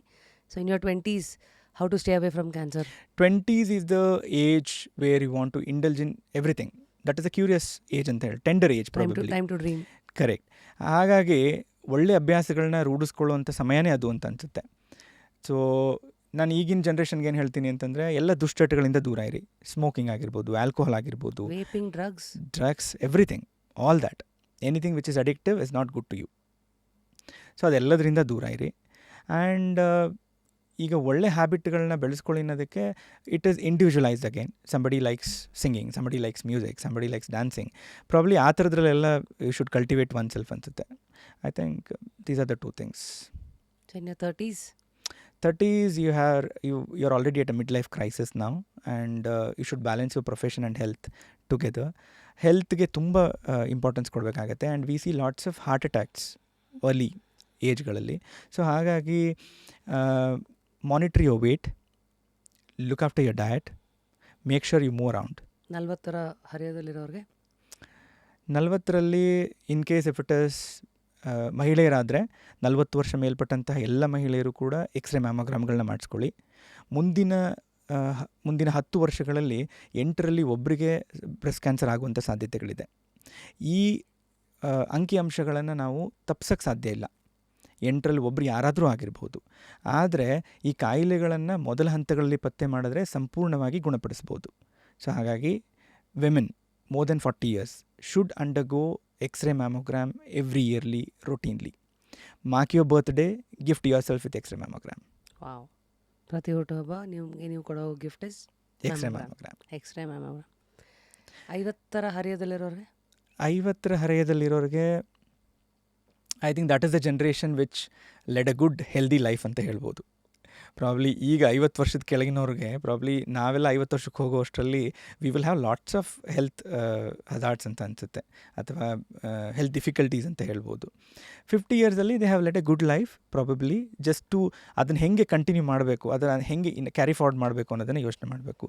ನೀವು ಹೇಳ್ದಂಗೆ ಪ್ರಾಬಬ್ಲಿ ಇಯರ್ಲಿ ಹೆಲ್ತ್ ಚೆಕಪ್ಗಳನ್ನ ಮಾಡಿಸ್ಕೊಳ್ಬೋದು. And women should continue to do X-ray mammogram. Men can add serum PSA, prostate specific antigen. That is a test which can detect prostate cancer at the early stages. 60ಕ್ಕೆ ಶಾಂತಿ ಅಂತ ಪೂಜೆಗಳಿದೆ. But ಇವತ್ತು ಎಲ್ಲ change ಆಗಿದೆ. So in their 60s ಏನು ಮಾಡಬೇಕು? Life expectancy has improved drastically. We see lots of elderly population of late. ಅಂದರೆ ಈ more than 60 ಇರುವಂಥವರಲ್ಲೂ ಕೂಡ ಕ್ಯಾನ್ಸರ್ಗಳು ಕಾಣಿಸ್ಕೊಳ್ಳುವಂಥ ಎಲ್ಲ ಸಾಧ್ಯತೆಗಳಿದೆ. ಸೊ ಹಾಗಾಗಿ ಯಾವುದೇ ಥರದ ರೋಗ ಲಕ್ಷಣಗಳು ಕಾಣಿಸ್ಕೊಂಡಾಗ ಈ 60ಸಲ್ಲಿ ನಾವೇನು ಮಾಡ್ತೀವಿ, ಅವ್ರ ದಿನದಲ್ಲಿ ಒಂದು ಹೊತ್ತು ಊಟ ಮಾಡಿದ್ರೆ ಸಾಕು, ದಟ್ ಇಸ್ ಓಕೆ, ವಯಸ್ಸಾಗಿದೆ ಇಷ್ಟೇ ಊಟ ಮಾಡೋದು, ತೂಕ ಕಡಿಮೆ ಆಗ್ತಾಯಿದೆ, ಇಲ್ಲ ಊಟ ಮಾಡ್ತಾಯಿಲ್ಲ ಕಡಿಮೆ ಆಗ್ತಾಯಿದೆ. ಸೊ ಈ ಥರದ್ದು ನೆಗ್ಲಿಜೆನ್ಸ್ಗಳನ್ನ ಕಡಿಮೆ ಮಾಡ್ಕೊಳ್ಳಿ. Anything which is abnormal, if you are not eating properly, loss of appetite ಅಂತ ಕರಿತೀವಿ, if there is a significant weight loss in the last 6 months or 3 months, so ಈ ಎಲ್ಲವೂ ಕೂಡ they are constitutional symptoms of cancer, most commonly ignored in that population, that group of people. ಅದ್ರ ಜೊತೆಗೆ keeping your bone health. Osteoporosis is most commonly seen. So keeping your bone health, not ignoring all these subtle signs of constitutional symptoms ಅಂತ ನಾನು ಹೇಳ್ದಂಗೆ ಕ್ಯಾನ್ಸರ್ದು, I think that should what you look after. Is there a safe zone? ಇಲ್ಲಿ ಇಷ್ಟು ವಯಸ್ಸಾದ್ಮೇಲೆ ನಿಮ್ಗೇನು cancer ಬರೋ ಸಾಧ್ಯತೆಗಳು ಭಾಳ ಕಮ್ಮಿ No, ಅಂತ? there is no safe zone. ಬದುಕಿರೋವರೆಗೂ ಹೋರಾಟನೇ. Yes. So ಇವತ್ತು ಕೆಲವು ಪ್ರಶ್ನೆಗಳು ಕೇಳೋಕ್ಕೂ ಒಂಥರ ವಿಚಿತ್ರ ಅನಿಸುತ್ತೆ, ಆದರೂ ಜನಗಳ ಒಂದು ಅರಿವನ್ನು ತಿದ್ದೋಕೆ ಇಂಡಿಯಾದಲ್ಲಿ ಇವತ್ತು ಟಾಪ್ 5 ಕ್ಯಾನ್ಸರ್ಸ್ಗಳು ಯಾವುದು ಡಾಕ್ಟ್ರೆ? ಭಾರತದ ಮಟ್ಟಿಗೆ ನೋಡೋದಾದರೆ, ಪುರುಷರಲ್ಲಿ ಹೇಳೋದಾದರೆ ಶ್ವಾಸಕೋಶದ ಕ್ಯಾನ್ಸರು ಮೊದಲ ಭಾಗದಲ್ಲಿ ನಿಲ್ಲುತ್ತೆ. ಅದಾದ ಮೇಲೆ ಬಾಯಿ ಮತ್ತು ಗಂಟಲಿನ ಕ್ಯಾನ್ಸರ್, ಅನ್ನನಾಳದ ಕ್ಯಾನ್ಸರ್ ಆಗಿರ್ಬೋದು, ಅಥವಾ ಕರುಳಿನ ಕ್ಯಾನ್ಸರ್ ಆಗಿರ್ಬೋದು. ಹೀಗೆ ಇನ್ನು ಮಹಿಳೆಯರಲ್ಲಿ ನೋಡೋದಾದರೆ ಬ್ರೆಸ್ಟ್ ಕ್ಯಾನ್ಸರ್, ಸ್ತನದ ಕ್ಯಾನ್ಸರ್, ಅದಾದ ಮೇಲೆ ಗರ್ಭಾಶಯದ ಕೊರಳಿನ ಕ್ಯಾನ್ಸರ್. ಈ ಕೋವಿಡ್ ವ್ಯಾಕ್ಸಿನ್ ಹಾಕಿಸ್ಕೊಂಡ್ಮೇಲೆ ಎಲ್ಲರೂ ಇವಾಗ ಚಿಕ್ಕ ವಯಸ್ಸಲ್ಲಿ ಹಾರ್ಟ್ ಅಟ್ಯಾಕ್ ಹೋಗಲ್ಲ ಆಗ್ತಿದ್ದಂಗೆ it's like the elephant in the room. ಎಲ್ಲರೂ ಇಮಿಡಿಯೇಟಾಗಿ ಆ ಕಡೆಗೆ ಹೋಗ್ಬಿಡುತ್ತೆ ದೂಷಿಸೋಕ್ಕೆ ಅಂತ. ಅದು ಅಗೇನ್ ಡಿಬೇಟಬಲ್ ಆ್ಯಂಡ್ ಕಾಂಟ್ರವರ್ಷಿಯಲ್. ಕ್ಯಾನ್ಸರ್ಗೂ ಕೋವಿಡ್ ವ್ಯಾಕ್ಸಿನ್ಗೂ ಏನಾದ್ರು ಸಂಬಂಧ ಇದೆಯಾ? ಆ ಥರದ್ದು ಡೈರೆಕ್ಟ್ ಅಸೋಸಿಯೇಷನ್ ಏನೂ ಇಲ್ಲ. ಬಿಕಾಸ್ ಇದು ಕ್ಯಾನ್ಸರ್ ಏನೇ ಇದ್ರೂ it is a chronic process. Probably the vaccination ಏನಾಗಿದೆ ಪ್ರಾಬ್ಲಿ 2-3 ವರ್ಷದ ಮುಂಚೆ ಆಗಿರುವಂಥದ್ದು. ಅದ್ರದ್ದು ಏನೇ impact something related to cancer ಬರಬೇಕಿದ್ರೆ ಮುಂದಿನ ದಿನಗಳಲ್ಲೇ ಆನ್ಸರ್ ಬರಬೇಕು. ಸೊ ತಾವೀಗ ಮೈಸೂರಿನವರು, so you are based out of Mysuru ಅಲ್ವಾ? Based out of Mysuru. ಅಲ್ಲಿ ನಿಮ್ಮ ಹಾಸ್ಪಿಟ್ಲಲ್ಲಿ ಬಂದರೆ ಎಲ್ಲ ದಿನಾನೂ ಇರ್ತೀರಿ? Yes, I am available all the 6 days. ನಿಮ್ಮದು ಒ ಪಿ ಡಿ ಡೇಸ್ ಯಾವುದು? Surgery Monday to Saturday 9 to 5. Full O P D days ಎಲ್ಲನೂ? It is like as and when required, andre not necessarily. I handle radiation oncology. We have a complete set of a team. We have surgical oncologists on board, medical oncologist, hemato-oncologist, pediatric oncologist. It's a complete comprehensive cancer center where people can avail facilities under one roof. Somebody who is diagnosed with cancer, that should be the go-to hospital. So ಇವತ್ತು ಬೇರೆ ಮೈಸೂರು ತುಂಬ popular ಆಗ್ತಾಯಿದೆ, ದಶಪಥ ಎಲ್ಲ ಬಂದಮೇಲೆ and also work from home ಎಲ್ಲ ಬಂದಮೇಲೆ ತುಂಬ ಬದಲಾಗಿದೆಯಾ ಮೈಸೂರು ಇವತ್ತು? Definitely. At the same time, real estate is growing. Probably pollution ಪ್ರಮಾಣ ಜಾಸ್ತಿ ಆಗ್ತಾ ಇದೆ. So yeah, that is the other side of development. ತಿಂಗಳಿಗೆ ನಿಮಗೆ ಸರ್ಜರೀಸ್ ಇರುತ್ತೆ ಡಾಕ್ಟ್ರೆ?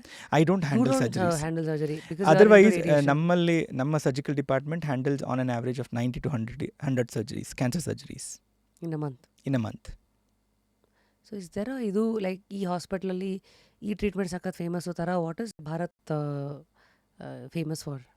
Bharat is famous for cancer in all the aspects. Be it preventive strategies ಆಗಿರ್ಬೋದು, screening modalities ಆಗಿರ್ಬೋದು, ಅವೇರ್ನೆಸ್ ಆಗಿರ್ಬೋದು, ಟ್ರೀಟ್ಮೆಂಟ್ ಆಗಿರ್ಬೋದು, ಹೀಗೆ ಎಲ್ಲ ಹಂತಗಳಲ್ಲೂ ಭಾರತ್ ಕ್ಯಾನ್ಸರ್ ಹಾಸ್ಪಿಟಲ್ಗೆ ತನ್ನದೇ ಆದ ಛಾಪ್ ಇದೆ. Bharat is established since 36, I mean, like it's almost 36 years now. And ಶುರುವಾದಾಗ ಪ್ರಾಬಬ್ಲಿ ಒಂದು ಟೈರ್ 2 ಸಿಟಿಗೆ ಈ ಥರದೊಂದು ಕ್ಯಾನ್ಸರ್ ಸೆಂಟರ್ ಬೇಕು ಅಂತಕ್ಕಂಥ ವಿಷನ್ ಕೂಡ it is a good thing ಅಂತ ಅನಿಸುತ್ತೆ. ಮುಂದೊಂದು ದಿನಕ್ಕೆ ಈ ಪ್ರಮಾಣದಲ್ಲಿ ಕ್ಯಾನ್ಸರ್ನ ಸಂಖ್ಯೆ ಬೆಳಿಬಹುದು ಅಥವಾ ಇದರ ಅವಶ್ಯಕತೆ ಆಗಬಹುದು ಅನ್ನೋ ಒಂದು ವಿಷನ್ ಇಟ್ಕೊಂಡು ಡಾಕ್ಟರ್ BS ಅಜಯ್ ಕುಮಾರ್ ಅವರು ಶುರು ಮಾಡಿರುವಂಥ ಹಾಸ್ಪಿಟಲ್. ಎಸ್, ಆ್ಯಂಡ್ ಈ HCGನಲ್ಲಿ he was part of HCG before. Yes, right. ನಮ್ಮ ಪಾಡ್ಕಾಸ್ಟಿಗೆ ಬಂದ ಮೇಲೆ ತುಂಬ ಜನ ಡಾಕ್ಟರ್ಸ್ಗಳು ಬಂದಿರೋದ್ರಿಂದ I get to see comments, DMsಗಳು, even doctors telling me and ನಿಮ್ಮ ಪಾಡ್ಕಾಸ್ಟ್ ನೋಡಿಕೊಂಡು ಆ ಟ್ರಸ್ಟನ್ನ ಮಾಡ್ಕೊಂಡು ಬಂದರು ಅಂತ. Out of curiosity I am just asking because I know lot of second opinions and ಈ ಹಾಸ್ಪಿಟಲ್ ಶಾಪಿಂಗು ಹ್ಯಾಪನ್ಸ್ ಅಲ್ಲ, ಇಲ್ಲಿಂದ ಅಲ್ಲಿ ಹೋಗ್ತಾರೆ, ಅಲ್ಲಿಂದ ಇಲ್ಲಿ ಹೋಗ್ತಾರೆ. ಸೊ ಟುಡೇ ನೀವು ನೋಡ್ದಂಗೆ ಜನ ಡಾಕ್ಟರ್ಸ್ಗಳನ್ನು ಅಥವಾ ಹಾಸ್ಪಿಟಲ್ಸ್ಗಳನ್ನು ನಂಬೋಕೆ ಮುಂಚೆ ಏನೇನನ್ನ ಹುಡುಕ್ತಾರೆ ಡಾಕ್ಟ್ರೆ? ಏನನ್ನು ಹುಡುಕ್ತಾರೆ ಅಂತಂದರೆ, ರೇಟಾ? No, I feel someone who can listen to them. I think that is the first basic thing ಅಂತ ಅನ್ಸುತ್ತೆ. ಅದಾದಮೇಲೆ rest everything comes into picture. Empathy. Finances ಆಗಿರ್ಬೋದು, ಅಥವಾ ಅಫೋರ್ಡಬಿಲಿಟಿ ಜೊತೆಗೆ ನನಗೆ ಎಷ್ಟು ಹತ್ತಿರದಲ್ಲಿದೆ. Because you need to make trips to the hospital multiple times. ಎಲ್ಲೋ ದೂರದಲ್ಲಿದ್ದರೆ ಹೋಗ್ಲಿಕ್ಕೆ ಕಷ್ಟ ಆಗ್ಬೋದು. ಸಮ್ವೇರ್ ವಿತಿನ್ ದ ವಿಸಿನಿಟಿ ಇದ್ದರೆ you can always visit. So ಹತ್ತಿರದಲ್ಲಿದ್ದರೆ, ಫಿನಾನ್ಷಿಯಲಿ ಅಫೋರ್ಡಬಲ್ ಆಗಿದ್ದರೆ, and there is someone who is trustworthy, and initial ಇಂಟ್ರಾಕ್ಷನ್ಗಳು that will build the hope and trust. So ಇದೆಲ್ಲದ್ರ ಮೇಲೆ they will choose. So how do you let people read you?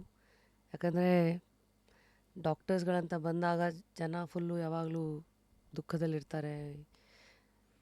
ನನ್ನನ್ನು ಉಳಿಸ್ತಾರಾ ಅನ್ನೋದು 50% ಕಾಣಿಸ್ತಾ ಇದ್ದರೆ, ಈ ಜಾಗದಲ್ಲಿ ಸಿಕ್ಕಾಪಟ್ಟೆ ಎಕ್ಸ್ಪೆನ್ಸಿವಾ, ಏನಪ್ಪ ಫ್ಯೂಚರ್ ಇದೆಯಾ, ಅಥವಾ ಸುಮ್ಮನೆ ಟೆಸ್ಟ್ಗಳು ಬರೀತಾರಾ, ಈ ಥರದ್ದು ಎಲ್ಲ ಓಡ್ತಾ ಇರುತ್ತೆ ಅವ್ರಿಗೆ. Yes definitely. And I'll go back to Bharat again. So Bharat cancer ಹಾಸ್ಪಿಟಲಲ್ಲಿ we cater all the cadre of people. ಎಲ್ಲ ಹಂತದ ಜನರನ್ನು ಟ್ರೀಟ್ ಮಾಡಲಾಗತ್ತೆ. ಲೋವರ್ ಸೋಷಿಯೋ ಎಕನಾಮಿಕ್ ಸ್ಟೇಟಸಿಂದ ಹೈಯರ್ ಸೋಷಿಯೋ ಎಕನಾಮಿಕ್ ಸ್ಟೇಟಸ್ವರೆಗೂ BPL ಕಾರ್ಡ್ ಹೋಲ್ಡರ್ಸ್ಗಳನ್ನು ಕೂಡ ಟ್ರೀಟ್ ಮಾಡಲಾಗುತ್ತೆ.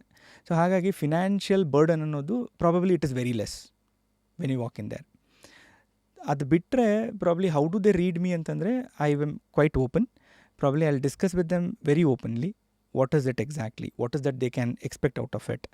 ಸೊ ಆ ಒಂದು ರೋಡ್ ಮ್ಯಾಪ್ ಸಿಕ್ಕರೆ ಮೊದಲನೇ ದಿನ ನೀವು ಆ ಜರ್ನಿನ ತುಂಬ ಸುಲಭ ಮಾಡ್ಕೋಬೋದು ಅಂತ ಅನ್ಸುತ್ತೆ. ಇಫ್ ಐ ಟೆಲ್ ಯು ಇವತ್ತೇನೋ ಹೇಳಿಬಿಟ್ಟು ನಾಳೆಗೆ ಇಲ್ಲ ಯು ನೀಡ್ ಸರ್ಜರಿ ಅಂತ ಸಡನ್ನಾಗಿ ಶಾಕಿಂಗ್ ಆಗಿರಬಾರ್ದು. So you give them the road map. We are starting today, probably this is where we end together. So ಆ ರೋಡ್ ಮ್ಯಾಪ್ ಇದ್ದರೆ ಇಬ್ರಿಗೂ ಟ್ರಾವೆಲ್ ಮಾಡಲಿಕ್ಕೆ ಈಸಿ ಆಗುತ್ತೆ ಅನ್ಸುತ್ತೆ. So take them along is what I have learned. So you are a young chap yourself. ಇವತ್ತು ಇಷ್ಟೊಂದು hospitals ಇದೆಲ್ಲ, chains ಇದೆ, ಕಾರ್ಪೊರೇಟ್ ಚೈನ್ಸು, ಜಾಯಿಂಟ್ಸು ಇದ್ದಾರೆ. ಯಾಕೆ ಭಾರತನ್ನೇ ಚೂಸ್ ಮಾಡಿದ್ರಿ? ಭಾರತ ಯಾಕೆ ಅಂತಂದರೆ, ಒಂದು the major reason is I have been associated with Bharat and HCG since quite long time, and it just came in my way ಅಷ್ಟೇ. ಆ್ಯಂಡ್ ಅಲ್ಲಿಗೆ ಹೋದ್ಮೇಲೆ I have worked in multiple places. I have worked in Hubli also previously. So ನನಗೆ I have worked in Bangalore also. What is that I see very satisfying at the end of the day ಅಂತಂದರೆ, where you can B that mediator to deliver these technologies to the patients who are really in need. ಈಗ ನಾನು ಆವಾಗಲೇ ಹೇಳ್ದಂಗೆ, ಈ ಥರದ ಪಾಪ್ಯುಲೇಷನ್ಸ್ಗಳಿಗೆ ಇದನ್ನು deliver ಮಾಡೋದೇನಿದೆಯಲ್ಲ, that is where your actual success is. Satisfaction ಜಾಸ್ತಿ ಇದೆ ಅನ್ಸುತ್ತೆ. ನಿಮ್ಮ ಇದ್ರಲ್ಲಿ ನೋಡ್ತಾ ಇದ್ದೆ, ಎಕ್ಸ್ಪರ್ಟೀಸ್ ಆ್ಯಂಡ್ ಅಡ್ವಾನ್ಸ್ ಟೆಕ್ನಾಲಜೀಸಲ್ಲಿ ಈ ಸೈಬರ್ ನೈಫ್ ಅಂತ ಬರ್ತಾ ಇದೆ. Doctor cyber knife? Cyber knife is not a technology, it is a machine basically. It is the name of the machine. The technology what we try to get out of it stereotactic radiotherapy ಅಂತ ಹೇಳಿ ಕರಿತೀವಿ. SRS ಅಂದರೆ stereotaxy ಅಂತಂದರೆ it is the advancement of radiation oncology. So suppose if somebody has a tumour ಅಂತಂದರೆ, will take an example of mouth. ಬಾಯಲ್ಲೇನೋ ಹುಣ್ಣಾಗಿದೆ ಅಂತ ಅಂದ್ಕೊಳ್ಳೋಣ, ನಾವು ಅಲ್ಲಿಗೆ ರೇಡಿಯೇಷನ್ ಕೊಡಬೇಕು. ಈ ಟೆಕ್ನಾಲಜಿಗಳು ಬೆಳೀತಾ ಹೋಯಿತು. 3D CRT, IMRT, VMAT, this might sound Greek and Latin. Simplify ಮಾಡೋದು ಹೇಗೆ ಅಂತಂದರೆ, it is just like choosing a car. So you have multiple variants. ಒಂದು ಬೇಸಿಕ್ ವೇರಿಯಂಟ್ ಇರುತ್ತೆ, ಒಂದು ಹೈ ಎಂಡ್ ಮಾಡೆಲ್ ಇರುತ್ತೆ. So what is the difference? Probably it all gives you the comfort, it all gives you the safety. So that is how all these technologies work. Something ಈ ಎಲ್ಲವೂ ಕೂಡ ಈಗ ಕಾರ್ಗಳು ನಿಮ್ಮನ್ನು ಒಂದು ಜಾಗದಿಂದ ಇನ್ನೊಂದು ಜಾಗಕ್ಕೆ ತಲುಪೋದಕ್ಕೆ ಅನುಕೂಲ ಮಾಡಿಕೊಡುತ್ತೆ. ಈ ಎಲ್ಲ ಟೆಕ್ನಿಕ್ಗಳಲ್ಲೂ ಕೂಡ ಕಾಯಿಲೆ ಗುಣ ಆಗುವಂಥ ಸಾಧ್ಯತೆಗಳಿದೆ, ಆದರೆ ಸೈಡ್ ಎಫೆಕ್ಟ್ನ ಪ್ರಮಾಣ ಕಡಿಮೆ ಆಗುತ್ತೆ. That safety, that comfort, that is what you gain as you grow up into the technology. ನೋಡ್ತಾ ಇದ್ದೆ, DIBH ಅಂದರೆ deep inspiratory breath hold technique. Exactly, ನಾನು ಆವಾಗಲೇ ಹೇಳ್ತಾ ಇದ್ದೆ ನಿಮಗೆ, we are not aiming at cure now, we are aiming at something like quality of life. What is that she gets out of it. DIBH ಅಂತಂದರೆ ಯೂಶಲಾಗಿ ನಾವೇನು ಮಾಡ್ತೀವಿ, ಈ breast cancer ಇರೋ ಪೇಷಂಟ್ಸ್ಗಳಲ್ಲಿ ಸರ್ಜರಿ ಬೇಕಾಗತ್ತೆ, ಅದಾದಮೇಲೆ ಕೀಮೋ ಬೇಕಾಗತ್ತೆ, ಅದಾದಮೇಲೆ ರೇಡಿಯೇಷನ್ ಬೇಕಾಗತ್ತೆ. ಈ ಕೀಮೋಥೆರಪಿನಲ್ಲಿ ಕೆಲವು ಕೀಮೋಥೆರಪಿಗಳು ಈ ಹಾರ್ಟ್ನ ಮೇಲೆ ಕೆಲಸ ಮಾಡುವಂಥ ಸಾಧ್ಯತೆಗಳಿರುತ್ತೆ. ಅದರಿಂದಾಗಿ ಮುಂದೊಂದು ದಿನ ಹಾರ್ಟ್ ರಿಲೇಟೆಡ್ ಕಾಂಪ್ಲಿಕೇಶನ್ಸ್ಗಳು ಆಗಬಹುದು. ಅದಿದ್ದಾಗ, ಈ ಎಡಭಾಗದ ಸ್ತನದ ಕ್ಯಾನ್ಸರ್ ಇದ್ದಾಗ ನಾವು ಅಲ್ಲಿಗೆ ರೇಡಿಯೇಷನ್ ಕೊಡುವಾಗ ಆ ರೇಡಿಯೇಷನ್ನ ಪ್ರಮಾಣವೂ ಕೂಡ ಅಲ್ಲಿಗೆ ಹೋದಾಗ ಆ ಚಾನ್ಸ್ ಡಬಲ್ ಆಗುವಂಥ ಸಾಧ್ಯತೆ ಇದೆ. ಈ ಡೀಪ್ ಇನ್ಸ್ಪೈರೇಟ್ರಿ ಬ್ರೆತ್ ಹೋಲ್ಡಲ್ಲಿ ಏನಾಗುತ್ತೆ, ನಾವು ಎದೆ ಭಾಗನ ಈ ಹಾರ್ಟಿಂದ ಸಪ್ರೇಟ್ ಮಾಡ್ತೀವಿ. Someone who is taking a deep breath, ಒಂದು ದೊಡ್ಡ ಉಸಿರು ತೊಗೊಂಡು ನೀವು ಉಸಿರನ್ನ ಹಿಡ್ಕೊಂಡಾಗ ನಿಮ್ಮ ಎದೆ ಭಾಗ ಹಾರ್ಟಿಂದ ಸಪ್ರೇಟ್ ಆಗುತ್ತೆ. ಸೊ ಆ ಫೇಸನ್ನು ನಾವು ಟ್ರ್ಯಾಕ್ ಮಾಡಿಬಿಟ್ಟು ಆ ಫೇಸಲ್ಲಿ ನಾವು ರೇಡಿಯೇಷನ್ ಕೊಡೋದ್ರಿಂದ ಹಾರ್ಟಿಗೆ ಹೋಗುವಂತಹ ರೇಡಿಯೇಷನ್ ಕಡಿಮೆ ಆಗುತ್ತೆ, ಕಾಂಪ್ಲಿಕೇಶನ್ಸ್ಗಳು ಕಡಿಮೆ ಆಗುತ್ತೆ. So it's not only about cure, it's about quality of life. It's all very deep. ತುಂಬ ಇದೆ ಈಗ 3D sorry all that is technology. Probably ಕೇಳುಗರಿಗೆ ಅದು ಒಂದು ಗ್ರೀಕ್ ಆ್ಯಂಡ್ ಲ್ಯಾಟಿನ್ ಅಂತ ಅನಿಸ್ಬೋದು. ನೀವು ನಿಮ್ಮ ರೇಡಿಯೇಷನ್ ಆಂಕಾಲಜಿಸ್ಟ್ಗಳನ್ನ ಭೇಟಿ ಮಾಡಿದಾಗ ಅವರು ಮಲ್ಟಿಪಲ್ ಟೆಕ್ನಾಲಜಿಗಳನ್ನು ಹೇಳಿದಾಗ ಅದೆಲ್ಲದರ ಒಳಾರ್ಥ ಏನು ಅಂತಂದರೆ, choosing technology is all about precision and less side effects. So MBBS ಎಲ್ಲ ಆದಮೇಲೆ ನಿಮ್ಗೊಂದು ಮಲ್ಟಿಪಲ್ ದಾರಿಗಳು ಕಾಣ್ತಾ ಇರುತ್ತೆ. ಸ್ಪೆಷಲೈಸೇಷನ್ ಹೆಂಗೆ ಚೂಸ್ ಮಾಡ್ತೀರಾ ಅಂತ. ಯಾಕೆ ಆನ್ಕಾಲಜಿನೇ ಯಾಕೆ ಒಂದು ಕರಿಯರ್ ಪಾತ್ ಆಗ್ತಾ ಬಂದ್ರಿ? So that was completely a battle between passion and responsibility. I always wanted to be a surgeon and want to, get settled very early in life. And destiny had some other plan. My father was diagnosed with brain tumor. So that made me choose radiation oncology. I sure ಅಂದರೆ ತುಂಬ ಹತ್ತಿರದಿಂದ ನೋಡಿದಾಗ ಅದರ impact, pain, ಜವಾಬ್ದಾರಿ ಎಲ್ಲನೂ ಜಾಸ್ತಿ ಇರುತ್ತೆ. So how did you pass through that phase? ಆಗ ಪ್ರಾಬಬ್ಲಿ ಕ್ರಾಸ್ ರೋಡ್ಸ್ ಅಂತ ಅನಿಸುತ್ತೆ. ಎಲ್ಲೋ ಒಂದು ಕಡೆ ಡಾಕ್ಟರ್ ಆಗಿ ಇನ್ನೊಂದು ಕಡೆ ಮಗನಾಗಿ ನನಗೆ I was in cross roads ಅಂತ ಅನಿಸುತ್ತೆ. ವಾಟ್ ಈಸ್ ಬೆಸ್ಟ್ ಅಂತ ಹೇಳಿ ಚೂಸ್ ಮಾಡಲಿಕ್ಕೆ, or to go get along with him in his journey, probably this was the only best option I chose. So motivation to stay in this field? ಕರುಣಾಳು ಬಾಬೆಳಕೆ ಮಸುಕಿದಿ ಮಬ್ಬಿನಲ್ಲಿ ಕೈ ಹಿಡಿದು ನಡೆಸೆನ್ನನು. Probably if I can be that leading hand for someone towards light, that motivates me. Amazing. At 38, you seem to have seen enough life and people who have lost lives, hope, miracles, logics, medicine, mindfulness, and the unknown. So how spiritual are you? And that's my favorite part of the show, to know ಎಲ್ಲ ಬ್ಯಾಕ್ಗ್ರೌಂಡಿಂದಲೂ ಬರೋರು ಅವರ ಆಧ್ಯಾತ್ಮ ಚಿಂತನೆಗಳೇನು, ಅವ್ರಿಗೆ ಆಧ್ಯಾತ್ಮ ಅಂದರೆ ಏನು ಅಂತ. For me, I'm like completely not into spirituality. If you ask me, I'm like too small to even answer that ಅಂತ ಅನಿಸುತ್ತೆ.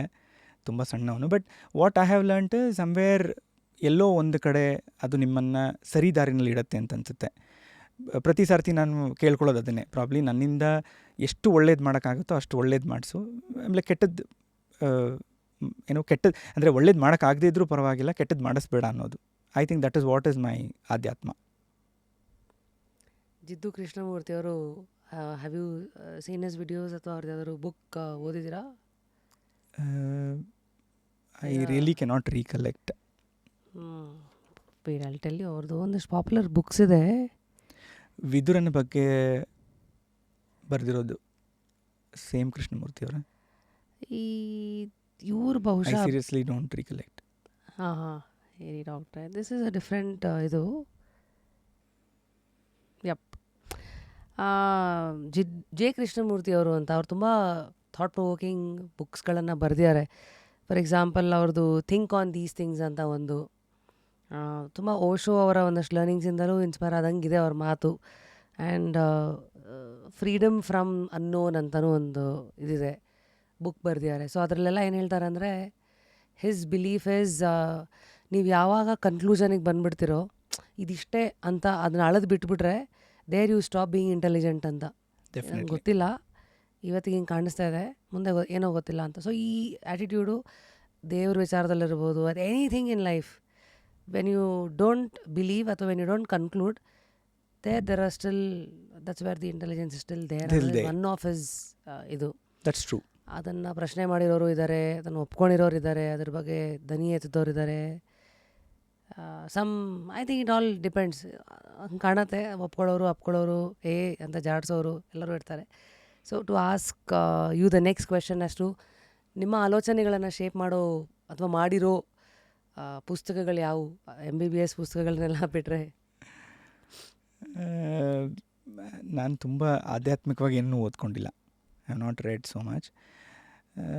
I have been reading, but I mean like just like a hobby ಅಷ್ಟೇ. ಓದೋದೆಲ್ಲ ಕನ್ನಡನೇ.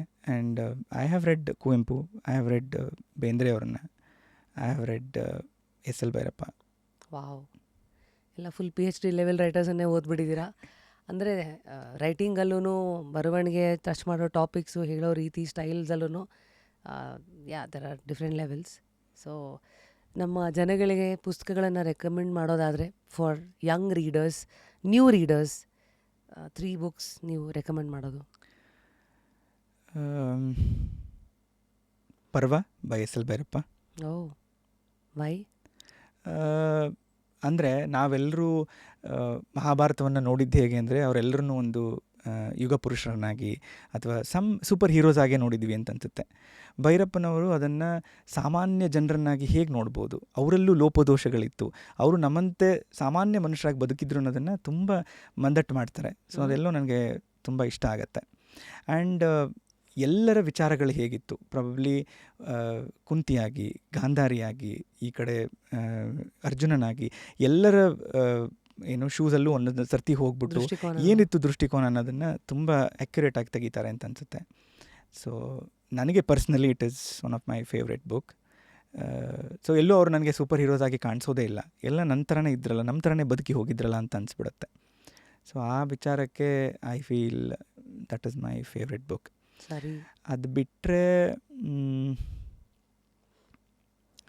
I cannot recollect anything recently what I have red.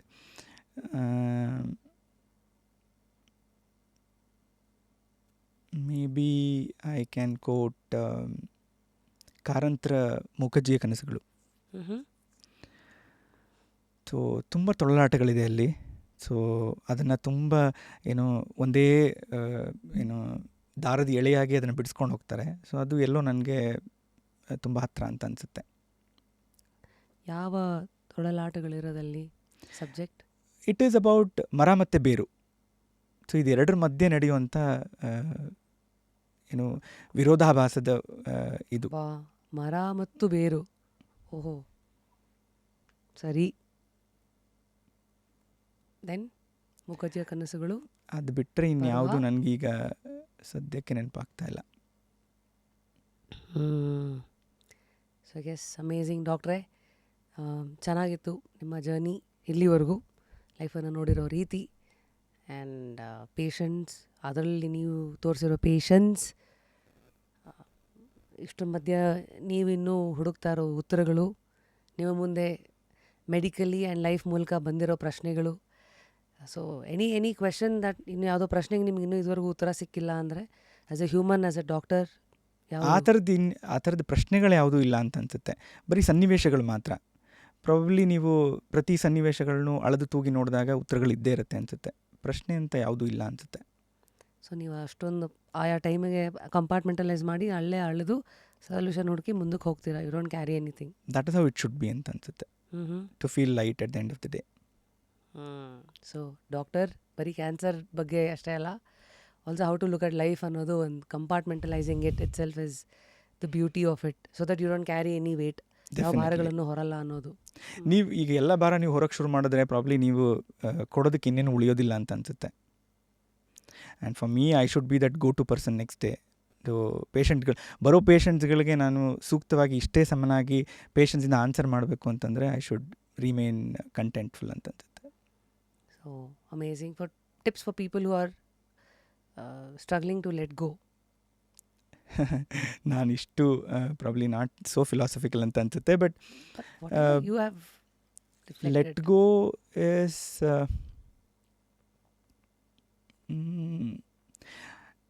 ಅದು ಯಾವುದು ನಿನ್ನದಾಗಿರಲಿಲ್ಲ ಅಂತ ಅನಿಸುತ್ತೆ.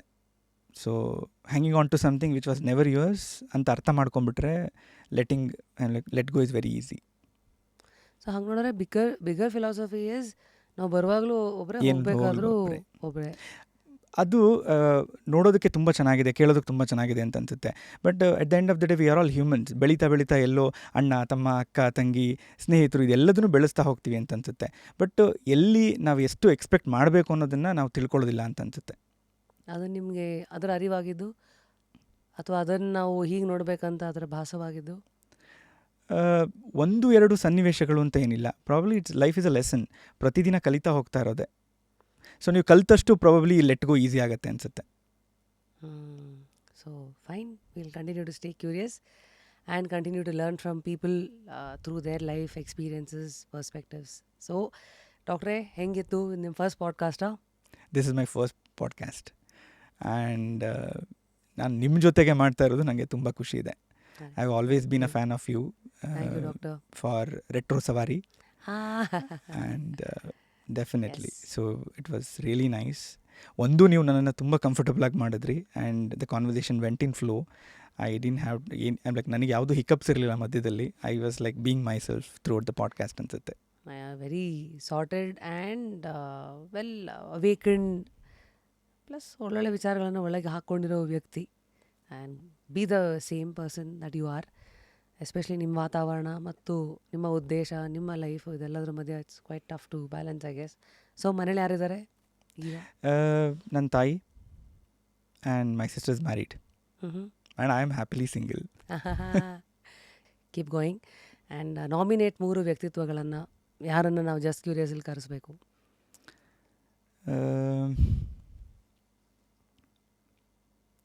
I would like to C Daali Dhananjay. ಅವ್ರು ಬಂದಾಗಿದೆ. Oh I have not seen, sorry. ಹಾಗಿದ್ರೆ